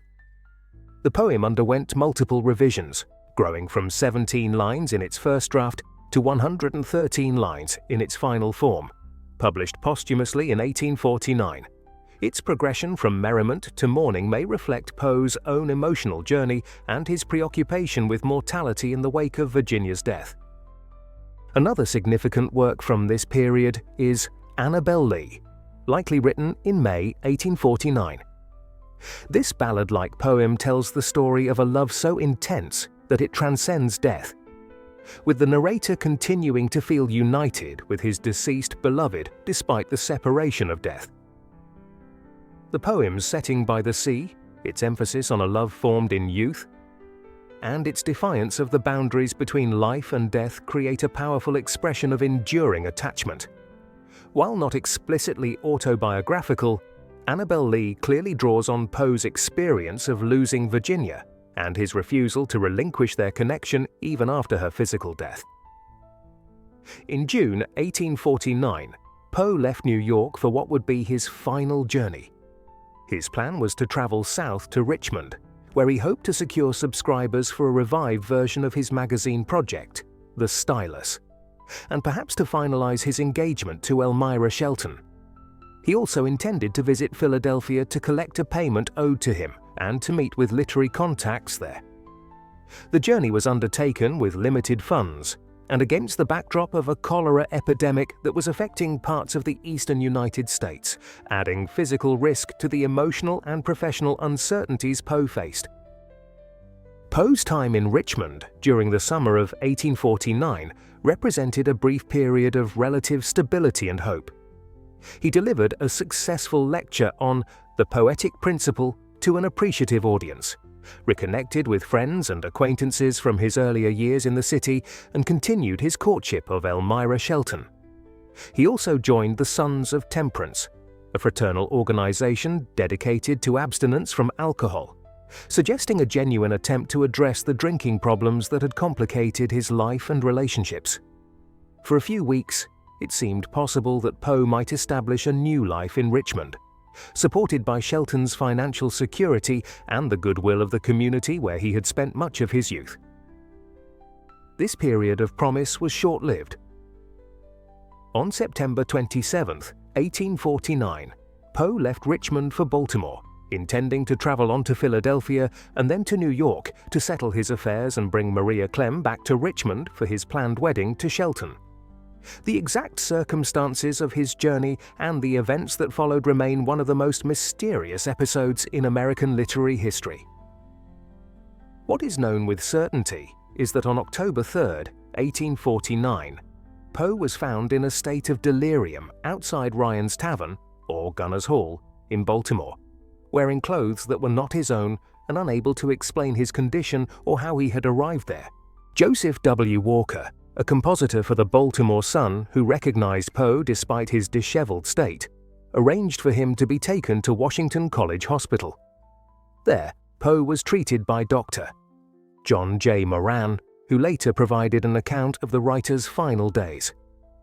According to Moran, Poe alternated between periods of calm and violent delirium, calling out the name Reynolds, whose identity remains unknown, and exhibiting symptoms consistent with various conditions, from alcohol withdrawal to physical injury to infectious disease. Despite medical attention, his condition deteriorated rapidly. On October 7, 1849, Edgar Allan Poe died at Washington College Hospital. He was 40 years old. His last words, according to Dr. Moran, were, "Lord help my poor soul," though the reliability of this report has been questioned by some historians. The cause of Poe's death was recorded as congestion of the brain, a vague diagnosis that could encompass numerous actual conditions. No autopsy was performed, and the medical records have been lost, leaving the precise cause of his death as one of the enduring mysteries in literary history. Numerous theories have been proposed to explain Poe's final illness and death. The most common include alcoholism and its complications, various infectious diseases such as cholera, tuberculosis, or syphilis, physical trauma from a beating or accident, poisoning, rabies, and various metabolic or neurological disorders. Each theory has its advocates and evidence, but none has been definitively proven. The mystery surrounding his death seems fitting for a writer whose work often explored the boundaries between life and death, reality and illusion, and whose own life was marked by enigmas and contradictions. Poe's funeral was held on October 8, 1849, at Westminster Hall and Burying Ground in Baltimore. The service was brief and sparsely attended, with only a handful of relatives and acquaintances present. He was buried in an unmarked grave in the Presbyterian Cemetery section of the grounds. The hasty, unceremonious nature of his burial reflected both the circumstances of his death and his marginal status in respectable society, despite his literary achievements. It would be 26 years before a proper monument was erected to mark his grave, following a campaign led by teachers and students from a local school. News of Poe's death spread quickly through literary circles, generating responses that ranged from genuine mourning to barely disguised satisfaction. His longtime adversary, Rufus Wilmot Griswold, seized the opportunity to shape Poe's posthumous reputation by publishing a scathing obituary in the New York Tribune, describing him as a misanthropic, envious, unstable man without moral susceptibility, whose life was a series of startling alternations of ambition and indolence. This character assassination, written under a pseudonym but widely known to be Griswold's work, was followed by a more extensive biographical memoir included in an edition of Poe's works that Griswold edited, ostensibly at Poe's request. Griswold's portrait of Poe as a drug-addicted, alcoholic madman whose brilliant but disturbing work emerged from personal depravity rather than artistic control had a profound and lasting impact on Poe's reputation. While some contemporaries challenged this characterization, notably John Sarton, George Lippard, and Sarah Helen Whitman, Griswold's position as Poe's literary executor gave his version an authority that was difficult to counter. The image of Poe as a tortured, self-destructive genius whose life mirrored the gothic horrors of his fiction became firmly established in the public imagination, influencing interpretations of his work and life for generations. The circumstances of Poe's death, found delirious in the streets of Baltimore, dying alone in a hospital among strangers, seem to confirm this tragic narrative. The mystery surrounding his final days added an element of gothic drama that aligned perfectly with the themes of his fiction and poetry. Whether accurate or not, the story of Poe's death became inseparable from his literary legacy, creating a mythology that enhanced the impact of his work, even as it distorted understanding of the man who created it. In the immediate aftermath of his death, Poe's literary reputation in America was significantly damaged by Griswold's attacks, and by the general association of his work with morbidity and moral questionable themes. However, his influence began to grow in Europe, particularly in France, where translations of his stories appeared in the early 1850s. Charles Baudelaire, recognizing in Poe a kindred spirit, undertook extensive translations of his work, introducing him to French readers and championing his artistic vision. Baudelaire's advocacy was crucial in establishing Poe's international reputation and in presenting him as a serious artist, rather than merely a sensationalist or a cautionary tale of talent destroyed by personal demons. Poe's death at the age of 40 cut short a literary career that, despite its brevity, had already transformed American literature in multiple ways. His technical innovations in poetry, his development of the modern short story, his creation of the detective genre, his pioneering work in science fiction, and his exploration of psychological states and existential themes established new possibilities for literary expression that would influence countless writers in the decades and centuries to come. The circumstances of his death, while tragic, added a final layer of mystery to a life already marked by enigma and contradiction, ensuring that interest in both his work and his biography would endure long after the controversies of his lifetime had faded into history.